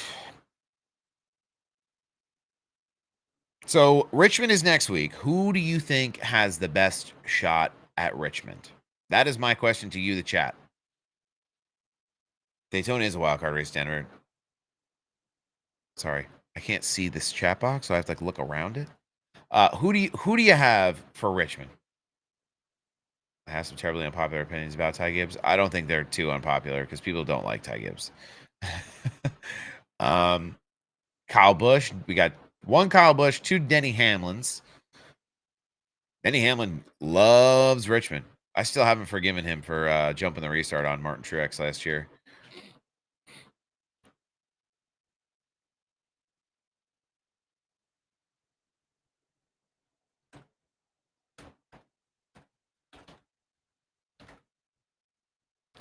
I would expect Hamlin to be really good. I mean, if we go back a couple of years, Kyle Busch, Kyle Larson, Joey Logano, Denny Hamlin, all the way back to 2014, Brad Keselowski. Kyle Busch has won a lot here as well. Briscoe probably does have a shot. Martin Truex won here in 2019 twice. Actually, one of those cars is sitting over here. Anyway, thank you for the follow, Zach. Yeah, that 19 car will be set up well. Denny Hamlin won here in 2016. I need a more up-to-date list. Austin Dillon, obviously, technically the winner last year. Chris Buescher won in 2023. Denny won in 2022. And Brad K won in 2020. Back when they had two dates here.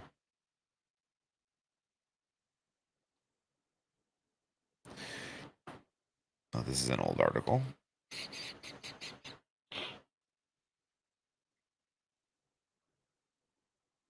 It was entertaining if your driver wasn't involved in that debacle.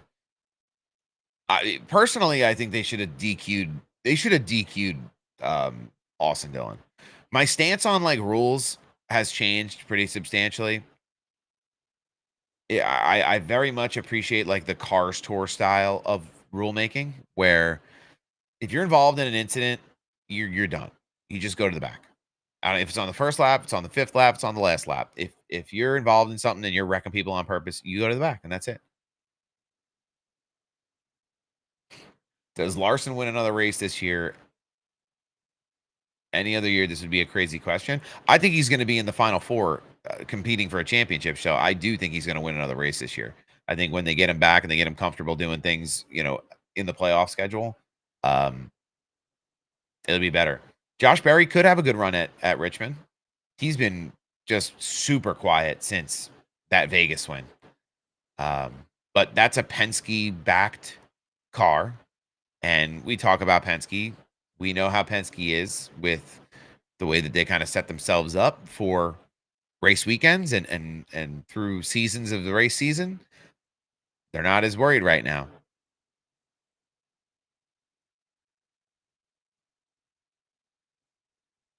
I do want to check the schedule. Yeah, they crank it up when the time is right. They're not going to waste their time. Waste their time on other regular season races. So we got Richmond and Daytona, right? We talk about Kyle Larson winning races, but who could we see potentially winning other races? You've got Darlington. Worldwide Technology is a new addition this year, and then Bristol is also part of this round of 16.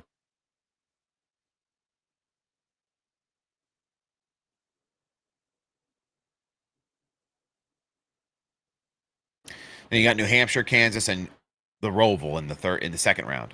My thing for this playoff schedule is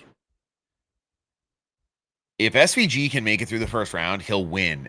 He'll win in the round of 12 at the Roval. I think he will, and he'll advance to the round of 8. Now the round of 8 will be disastrous for him. Vegas, Talladega, and Martinsville. I could see Larson. Larson is one of these guys. He could win Darlington. He could win Worldwide Technology. He could win Bristol. He could win New Hampshire. He could win Kansas. So to me, it's a question of when will Larson win, not if Larson will win. I forgot Tyler Reddick didn't have a win until like last week. I thought he had won a race this year, to be honest with you. But if I'm Tyler Reddick, I feel okay about making it in on points, but needs to turn it on. That team needs to turn it on. And Bubba's in the playoff now too, the 23-11.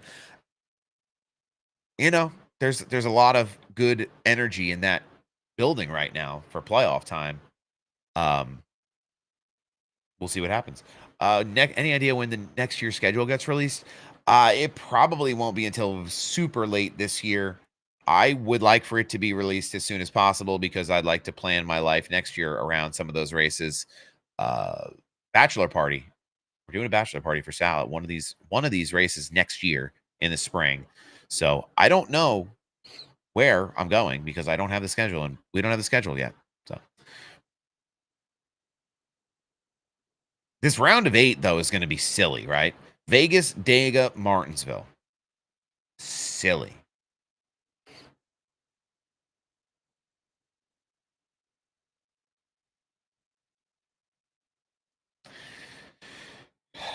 Same deal with the Xfinity schedule, right? Well, let's go through some of these together. They run essentially the same schedule. The Xfinity series to me is Connor Zilich's championship to lose. Honestly, that's the way I feel about it. They'll do Daytona and then Portland, where I'm sure at Portland, SVG will probably run at Portland. So that'll be another fun road course for the watch the 88 and the 9 go back and forth with each other. Then they head to Worldwide Technology, Bristol, Kansas, Roval, Vegas, Dega, Martinsville, Phoenix. So it'll be the same except Portland.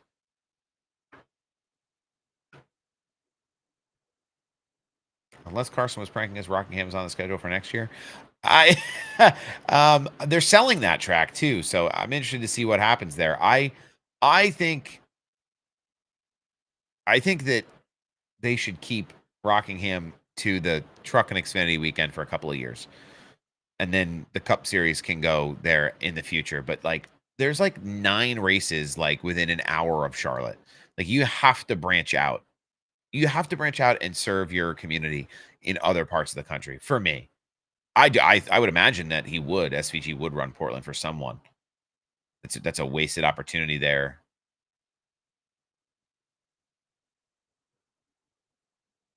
Maybe not. Is it a regular season race still? That's on August 30th, right?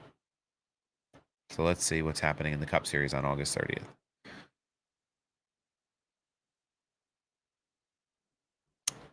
All right. The website is broken. What are we doing?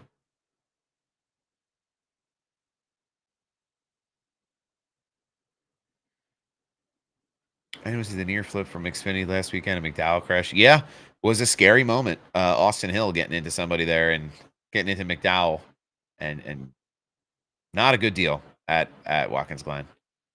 All right, one more time. We got about 15 minutes left before we wrap things up here today. Brandon Davey, thank you for the follow. We're gonna run through the show, the whole show notes one more time. Give everyone all the information they need this weekend. SVG again, absolutely unreal, but the playoff bubble was where the real battle was heating up, I think, this week at Watkins Glen. Gisbergen, though, continues his road course dominance, breaking rookie win record in NASCAR, tying for the most wins. But Watkins Glen, the race itself, might have been a snoozer to some folks. Not everybody was enjoying this one. The product of the Gen 7 car, the good race poll, the fans aren't really a fan. There were other races at Watkins Glen this weekend, though. ARCA Trucks, Xfinity, and Cup all raced. Some scary moments throughout the field. You know, we had Zilich fall from the car after his win, falls out of the car in victory lane. McDowell getting into it with Austin Hill. Austin Hill, again, that'll be a conversation topic. I'm sure that people will have all week long. What will happen? Will they do anything? Does he deserve it? Does he this? Does he that? The 21 car is going to be under a tremendous amount of scrutiny, especially after the incident that happened at Indianapolis. Ty Gibbs, total radio meltdown, just not having it in with his team, that 54 car. He expects to be winning. He expects to be running better in that car, and he's not. So the frustration is very real for the 54. Was cool to see SVG have that moment with his dad in victory lane as well. Hadn't seen him since Christmas. So SVG's dad able to make it over to Watkins Glen. Michael Jordan was also in the house yesterday too at Watkins Glen. In the ARCA series, 15-year-old Tristan McKee, the winner there, making his series debut. Just at 15, what was I doing? I don't know. But this kid's out here winning ARCA races, just jamming on people. Good for him. We talk about the development pipeline. It's awesome to see young drivers find success, especially at that age. What a confidence boost that's going to be for McKee as he looks to kind of explore opportunities and feel his way up through the rank here as he looks to become a more prominent driver in any of these national series. Yeah, the dog, Shane Van Gisbergen's dog, is huge. I saw a video of that just before. Absolutely gigantic. I think it's a Great Dane bopping around in victory lane. Austin Hill should have backed out and stayed in the throttle. He stayed in the throttle and hooked McDowell. Yeah, all it would have taken was a little bit of a lift there to avoid that situation, but that's not what Austin Hill chose to do, unfortunately. Anyway, Truck Series, Corey Heim. Again, it is Heim time in the Truck Series. It is the NASCAR Corey Heim Truck Series. This kid just owns this series right now. Kid just owns this series right now. He's absolutely slaying it in that Toyota. It'll be a shame if he doesn't win the championship, but he wins again this weekend in the trucks. Daniel Hemric kind of made a late race push. Good on Hemric to not wreck him. He certainly had the opportunity to do that. A lot of cautions in that truck race, especially going through the bus stop there. There were some issues all afternoon, but Heim able to avoid it all, make it out the other side. There were also a lot of mechanical issues in ARCA. Brendan Butterbean Queen had some issues. Brent Cruz had issues. Brent Cruz, by the way, made his truck debut in the 70, sold all his micros to get into this truck deal with him and a couple of his friends. They're having executive meetings as a team. I think it's just a bunch of young guys just trying to do something. One car team. So interesting to see what that Pristine Auctions car, I think it's the number 70 car is running. Interesting to see what Brent Cruz and that team will do over the next year or two as they look to kind of solidify themselves as kind of a bigger piece moving up the rank.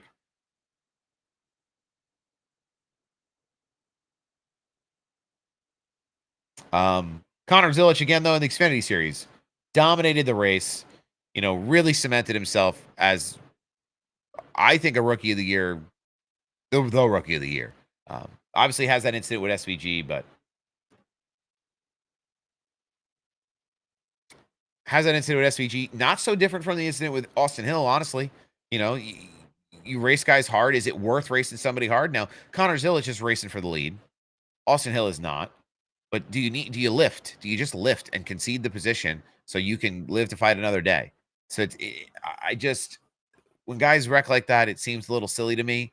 I understand that there's, us talking about it and being able to Monday morning quarterback a lot of what happens is not the same as the split second decisions that have to happen to make wins a reality when you're in the car. So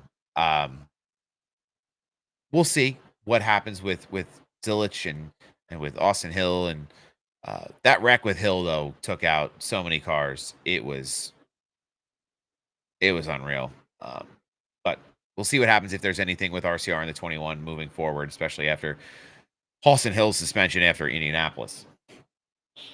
Zilich was supposed to run the 87 in the Cup Series this week. Unfortunately, they just chose to withdraw that entire entry after he broke his collarbone falling in victory lane. So not an awesome deal for Zilich in that regard, but very awesome for him that he was not wounded, injured more than he was.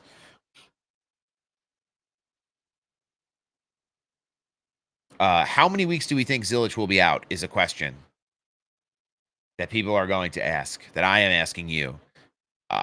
We know Shane Van Gisbergen has raced with broken collarbones. They drug him up. They put a plate in you. They bolt you up, and that's it.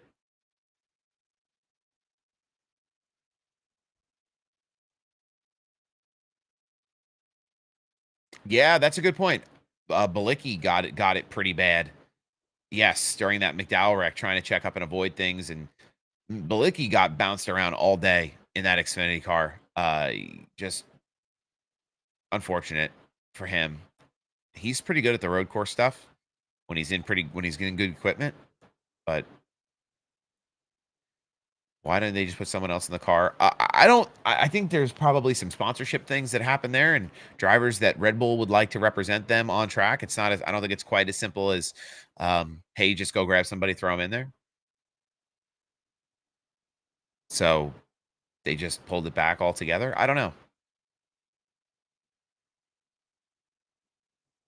I don't know who they would have gotten, to be honest.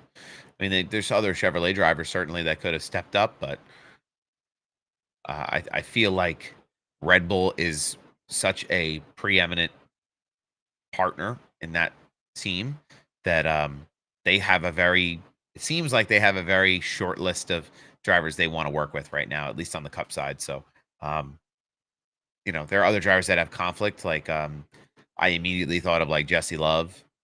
Jesse Love races for C4 Energy when he races. So that's one of his primaries, which is a competitor to Red Bull. So there's some things that could have been different. Allgaier, sure, in the Chevrolet camp. That would have made the most sense probably because he's definitely the most seasoned veteran, I feel like, that could make waves in the Cup Series as well. Super sub. He is kind of a super sub. He would run well in the Cup Series, I think, if he had a full-time ride. He just doesn't have the sponsorship to support that kind of a move up, I don't think. If JRM ever opens a Cup team, maybe he'll run.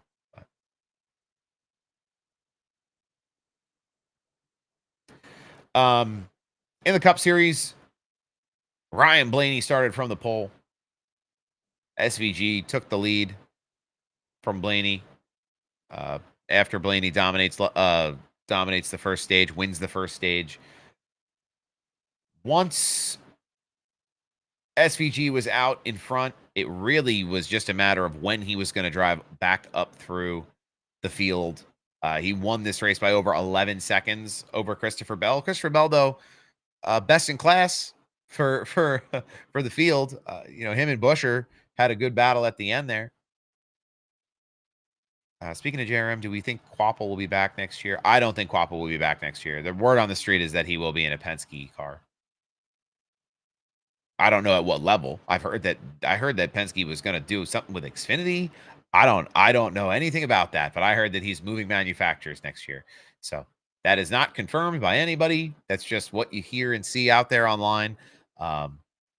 Seems to be what happens, what the direction is going to be, but we won't know until it's time, especially in a deal that big with a driver like that. This was a big redemption race for SVG, right? Lost this race last year to Buscher. This time he put an exclamation point on this win, right?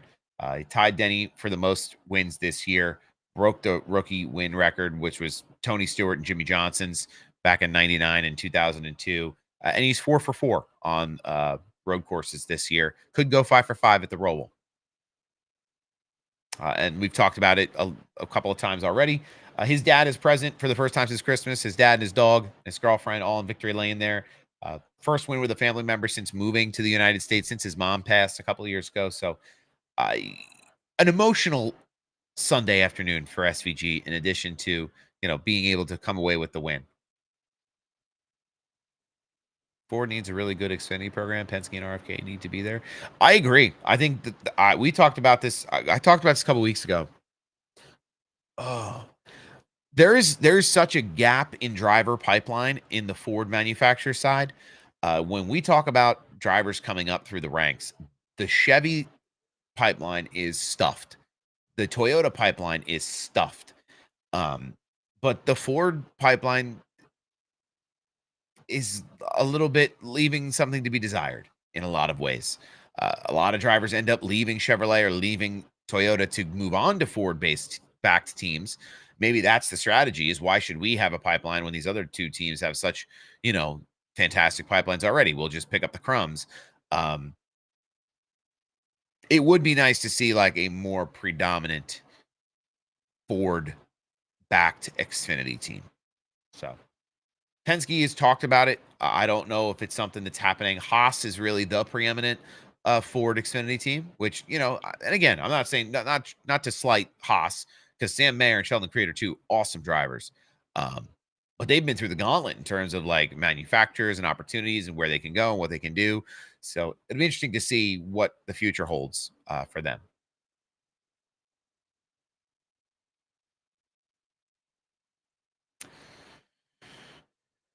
I wanted to see if there was like a quote run. Again, in the Cup Series, though, Bell kept SVG honest for a little bit there, but they just didn't have the pace. Buscher has a big day, finishing in third. That puts him 34 points over the bubble. He's a winner at Richmond and Daytona, which could factor into some of the playoff stuff moving ahead here. Did Junior Motorsports mention any more races in Cup? I haven't heard any new news about JRM in Cup. I know they want to. They've been open about, that side of it. They'd like to, if they can get the sponsorship and the backing for it. It's a financial thing for them, I think, and it's just not. I don't know if it's worth it for them to dive in headfirst into a Cup venture unless they have a lot of financial backing there. William Byron had a solid points day. Again, we talk about the HMS guys just clicking away, good finishes and staying up in the points. Briscoe has been, 4 top 5s in the last 5 races after, kind of the early season stuff that he went through, that penalty that he went through that he got overturned. Things were on the rocks for him, I think, kind of early, and he's gotten 6 pole positions this year as well in that 19 car. So, we see the transition of these drivers, especially, talk about drivers from FRM coming into their own. Ryan Preece making noise this year. Chase Briscoe making noise this year. Noah Gregson's had a good year in that 4 car for Front Row Motorsports. Did I say FRM? coming over from SHR is what I meant. I apologize. Drivers who came over from SHR, go to Joe Gibbs, go to FRM, going to RFK, being able to find success in new places, which is huge. Just to show that as a driver, you can do that is tremendous. Blaney finished 6th, had some handling issues with the car late. Suarez got his first top 10 since Texas. Bubba Wallace, just again, a strong, quiet day in the McDonald's land car, McCheese car. That was kind of cool to see. I like that scheme. Pink race car on track. Tyler Reddick, 9th place, and Ross Chastain gets his first top 10 since Chicago. So good confidence booster there as they head into the last 2 races of the season, Richmond and Daytona. Ty Gibbs. So here's the T on Ty. He was running top 5 mid-race. Had complaints he didn't have any grip. He took a sarcastic jab at Chris Gale on the radio. Not all is happy in Loveland there for that 54 team. He ends up getting into some trouble on pit road, loses a bunch of time. They kind of went for a Hail Mary strategy at the end because of that, and it didn't really materialize. They needed a caution late, and it didn't happen. Similar to what they went through in Mexico City. They're 125 points below the cut line, so this is a must-win situation for Ty Gibbs at Richmond or at Daytona. I wouldn't count him out anywhere. I think he's got the opportunity if the car comes correct and his attitude is right. There's weekends they can win any weekend. Do we think Ty Gibbs is a real competitor for snagging one of these wins at the end of the season here, Richmond and Daytona? I don't know. I don't know how great he's run at Richmond. Daytona, again, a wild card race for sure. I guess we'll have to wait and see. So the common sentiment around all this was, road course races in the next gen car lack passing depth. And I think that was kind of on display this weekend. You saw Jeff Gluck tweet, there was like one position change in 5 or 6 laps there at the beginning of the race. Like, it's not really happening in the next gen car on these road courses. And these cars are supposed to be built like sports cars to be able to go and run different types of tracks and environments and take the sport into new places. But it's not putting on a great product at road courses in terms of everybody except SVG. There's a lot of aero wash, minimal on-track overtakes, and the strategy and the track position dominate the day. There are calls to cut road courses from 6 races a year to 4. I think for me, 4 is the perfect number. I think they should stay at 4. You want to do fun things and exhibitions and all that, I'm here for it. They could fix the car, more horsepower, less downforce, softer tires. Those seem to be the ways to make the passing happen. We haven't heard much about option tires in the last couple of months. They ran them, they don't ran them. I don't know. Goodyear and NASCAR have something they're cooking up, I'm sure. I don't think they should be able to use option tires in the championship race or in the playoffs. I think once that starts, you throw that out the window. But regardless, there are potential fixes. We'll see what happens this off season if something ever materializes. They did say that there was no new horsepower coming in 2025, but that does leave the door open for some improved horsepower in 2026. NASCAR is already testing that for short tracks for next year, so we'll see. For me, I think the solution is just fix the car, and the racing will come to it. IndyCar, real quick, as we start to wrap up. When IndyCar, Will Power wins. Alex Blow clinches his 4th title in 5 years. I like IndyCar. I watched some of this race today, and Will Power doesn't know if he's going to race for Penske next year, and now he has a win for Penske this year. So a big weekend for Will Power. Connor Daly getting absolutely just mollywomped into the wall there. Very dangerous situation in IndyCar. And then the biggest piece to me out of this weekend that is becoming more apparent is that IndyCar could be going to a playoff format by next year. I don't know. Fox bought into Penske Entertainment. If Fox doesn't feel, or Penske doesn't feel, or partners don't feel that winning a race or winning a championship this early in a race season is entertaining, they might move on to a playoff format. I don't think any racing series should be running a playoff format. It should be all cumulative point standings. If you can't win or you can't drive consistently, be better. That's what racing is about. F1, they've had the same point system in place for how long? You know, there's a reason other motorsports don't adopt playoff systems. Um, if again, if winning is great, but if you can't be consistently good week over week, just be better. You have to be better. It's silly to throw away a lot of like the full season's success in this bracketed style system. It doesn't make sense. This is not right. Chris made a good point. Motorsports are not stick and ball sports, and it's hard to make them fit that mold. I had this argument. I was a big soccer guy for many, many years. I watched a lot of MLS, and I watched a lot of Premier League as well. And the Premier League stuff was always better, and it's because there's that title fight. There's that championship battle all year long. Every game mattered because the way that they structured their point system, you could win the title toward the end of the year.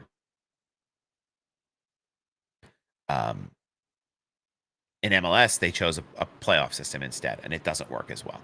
So it's not just motorsports. There are other sports, stick and ball sports out there that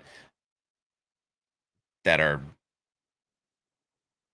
doing other points, other playoff, or other deciding champions in other ways.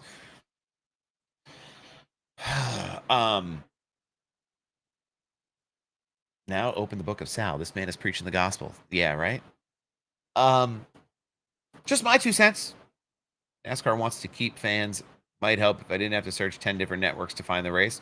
It's where the money gets made. TV deals where the money gets made, unfortunately. So I wouldn't expect that to change anytime soon. Richmond is going to be a treat.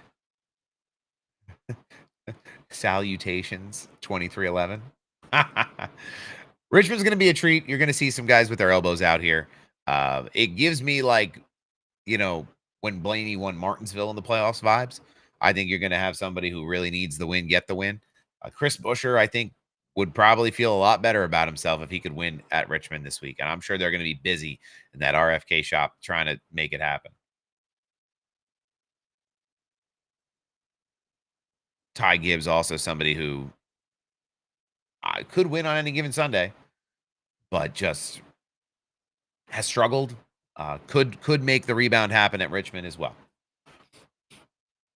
Daytona will be chaos. We know this already. I feel good about Brad Keselowski right now at Daytona. Brad Keselowski and Kyle Busch. I think that's people we should keep our eye open for. Let me see, because if it was up to me, NASCAR would be on Prime all the time. Every race would be on Prime.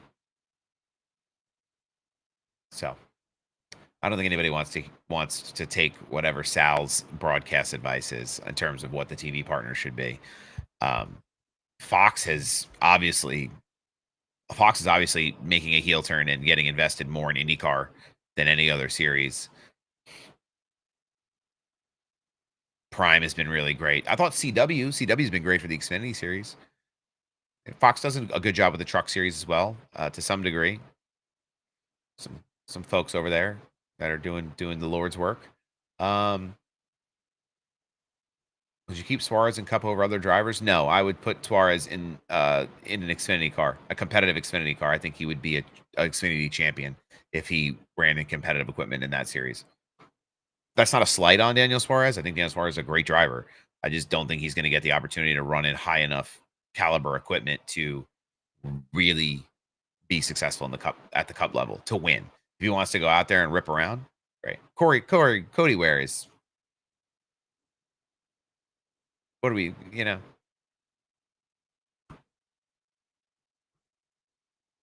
Cody Ware won't be in that car next year.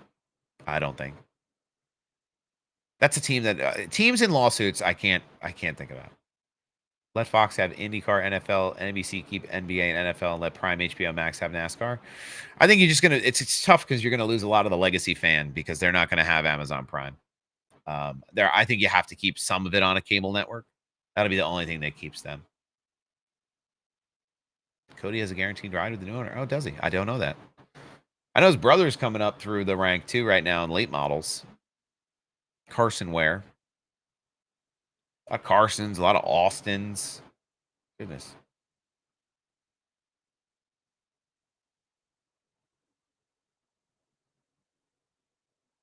But yeah, Richmond coming up this weekend. This is a place last year where calamity ensued. Austin Dillon put Joey Logano and Denny Hamlin into the wall to win the race. Now, NASCAR stripped him from playoff eligibility last year because of the situation, right? And still gave him the win, technically, but stripped him of the win and you're in deal. So.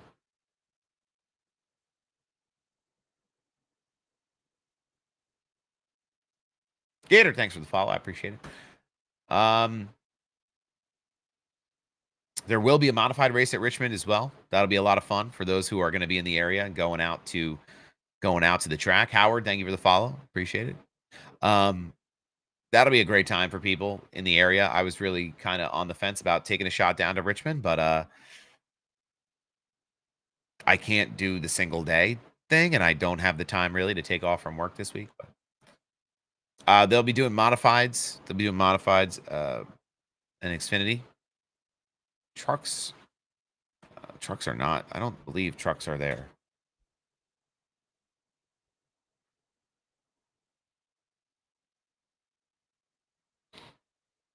I didn't look at the truck schedule. Yeah, trucks will be at Richmond also. So a full slate. Xfinity is off. I mixed and matched there. Xfinity is off. Trucks are on. Trucks and Cup at Richmond. Yes. We'll see Xfinity in action again at Daytona August 22nd and then in Portland on August 30th. And in the Truck Series, we'll have Richmond, and then they will go to Darlington August 30th as well. So.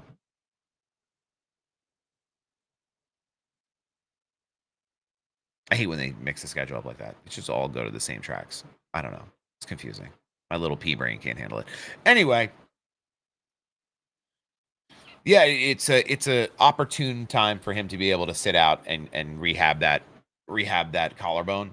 I don't know how long it typically takes for that kind of injury to heal, but certainly one that could have been way more serious, but thankfully wasn't. But we'll have to see what they can do moving ahead. It'll be interesting over the next 2 weeks here in the Cup Series, Richmond and Daytona. What will some of these bubble drivers have up their sleeve? I think this is going to be the most exciting stretch of the season here, right up to the playoff. I think the bubble is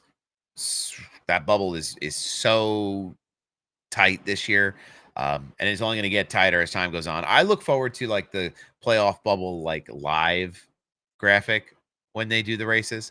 That'll be cool at Richmond and at Daytona to see like where the live standing on the bubble is, because that to me is the most exciting racing, when you have guys who are going to get out and get away and run away with wins, or even if they're not running away with wins, there's positional battles that will happen throughout the field that'll be worth paying attention to and that they'll show on TV, thankfully, instead of just focusing on the front group. 6 to 12 weeks. I guarantee he ain't going to be out 6 to 12 weeks. They're going to have him all juiced up and ready to come back in a handful of weeks for that Xfinity playoff.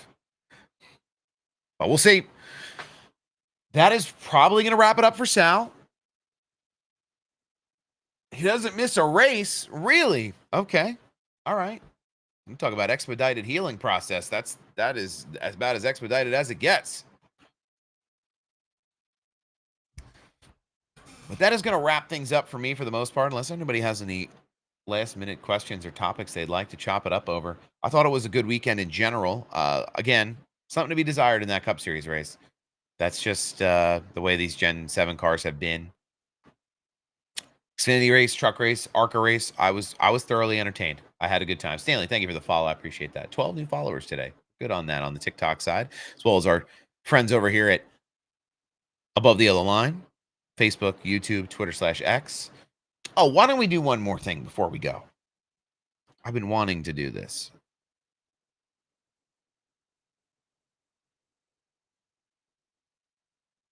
I've been wanting to do this here.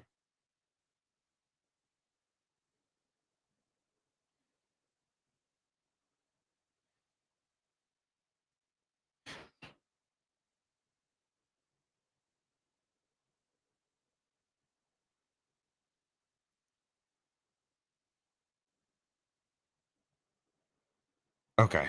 Well, that's a different thing that just popped up that I'm going to get very distracted by. So we had some entries in GridRival this week. Kansas Bearded Guy, thank you for the follow. I have been doing iRacing, actually. I did it twice last week. I've been running a lot of road course, sport car class. But it hasn't been awesome. Tender subject.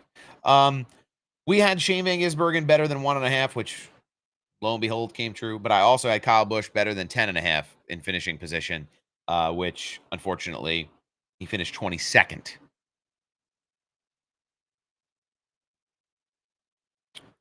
Also had another three pick parlay. Denny Hamlin better than 15th. He finished 25th. Chase Elliott worse than 9th. He finished 26th. And again, Kyle Busch wrapped up into that one as well. Unfortunately, kind of laid an egg with that 3-wide passing deal. And then I had an 8-picker, which is kind of like a lottery ticket. Daniel Suarez finished 7th. I had him pegged for worse than 16th. Priest finished 13th. I had him at 13.5. So live by the half point, die by the half point on that one. McDowell finished 19th. I had him at work. They had him at 7.5, finishing better than 7th position. Bubba finished 8th. I had him finishing better than 14.5. So that worked. Again, Chase Elliott, not a great day for him. Finished 26th. Kyle Busch got me good. I was drinking the Kyle Busch Kool-Aid. I thought it was going to happen for him. Brad Keselowski finished 31st, and then Austin Cindric finished 16th. We got both of those picks correct as well for those drivers who finished worse than the 15th and 12th positions that they were predicted by GridRival, respectively. GridRival is a great chance. Official fantasy sports app of IndyCar. You can get in on GridRival if it's available in your state. Use code SlideJob when you sign up. Use code ATYL when you sign up to get 100 free entries with your first deposit if you're into that kind of thing as well. So always want to give the GridRival shout out. They're a great partner of mine and of ATYL Media. So support the brands that support the show and support the creators that you like. So the Glen was tough in the B car, but I went well in the A car, especially NIS races. So that's something I want to start to do is run NIS races weekly, depending on the track. I would have loved to have done the one on Sunday morning again this week. I don't think Richmond is the move. I think Richmond is a mess on NIS races, but could help with the SR. Not sure. Been doing some more dirt. I need to brush up. It's been a while. But I've been enjoying the road racing quite a bit in the Legends cars in that series. So small tracks in those Legends cars are a blast. So usually you catch me about one day toward the end of the week in the morning where I'll jump on iRacing. The Battlefield 6 beta is out right now as well. So I don't know if folks have had a chance to look into that. It's not really part of the NASCAR portion of this show, but that game has been a breath of fresh air for those who are in the gaming community and want something new to try. I thoroughly enjoyed my experience on there yesterday. So good times in the gaming world for Battlefield. But the A race opens. That'll help us. A license takes us.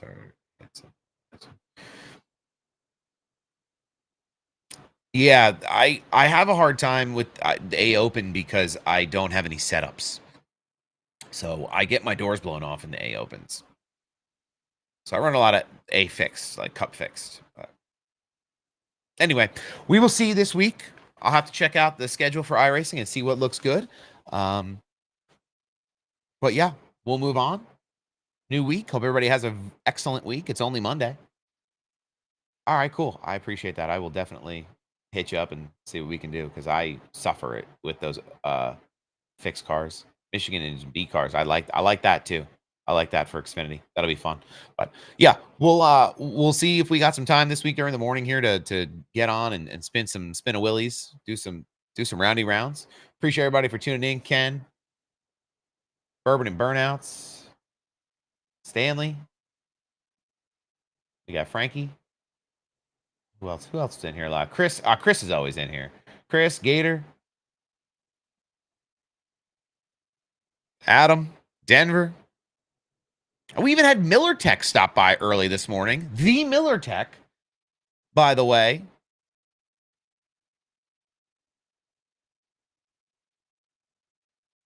Asking about their scheme for Noah Gragson for scheme of the year. So I don't know about scheme of the year, but it's definitely a strong scheme. I like that Blue Lightning Bolt scheme.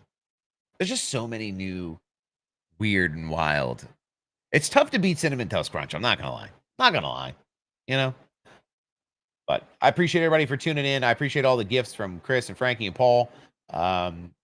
Never expected, always appreciated. We got some new audience here to stick around this week. So always successful in that way. But we'll be back again every Monday moving forward, as long as Sal can drag his ass up out of bed and get in front of the computer in time to go live. We're going to try to do this every Monday, do a little bit of a race weekend rundown to start the week off fresh. But you can find clips and engage with the show, Instagram and TikTok at SlyJobSal, as well as at ATYL Media. Make sure you're keeping up with everything that ATYL Media is doing. Follow us across Facebook, YouTube, Twitter /X. Lots of great shows on YouTube if you're interested in other motorsports as well. So make sure you're checking it out. And until next week, hope everybody has a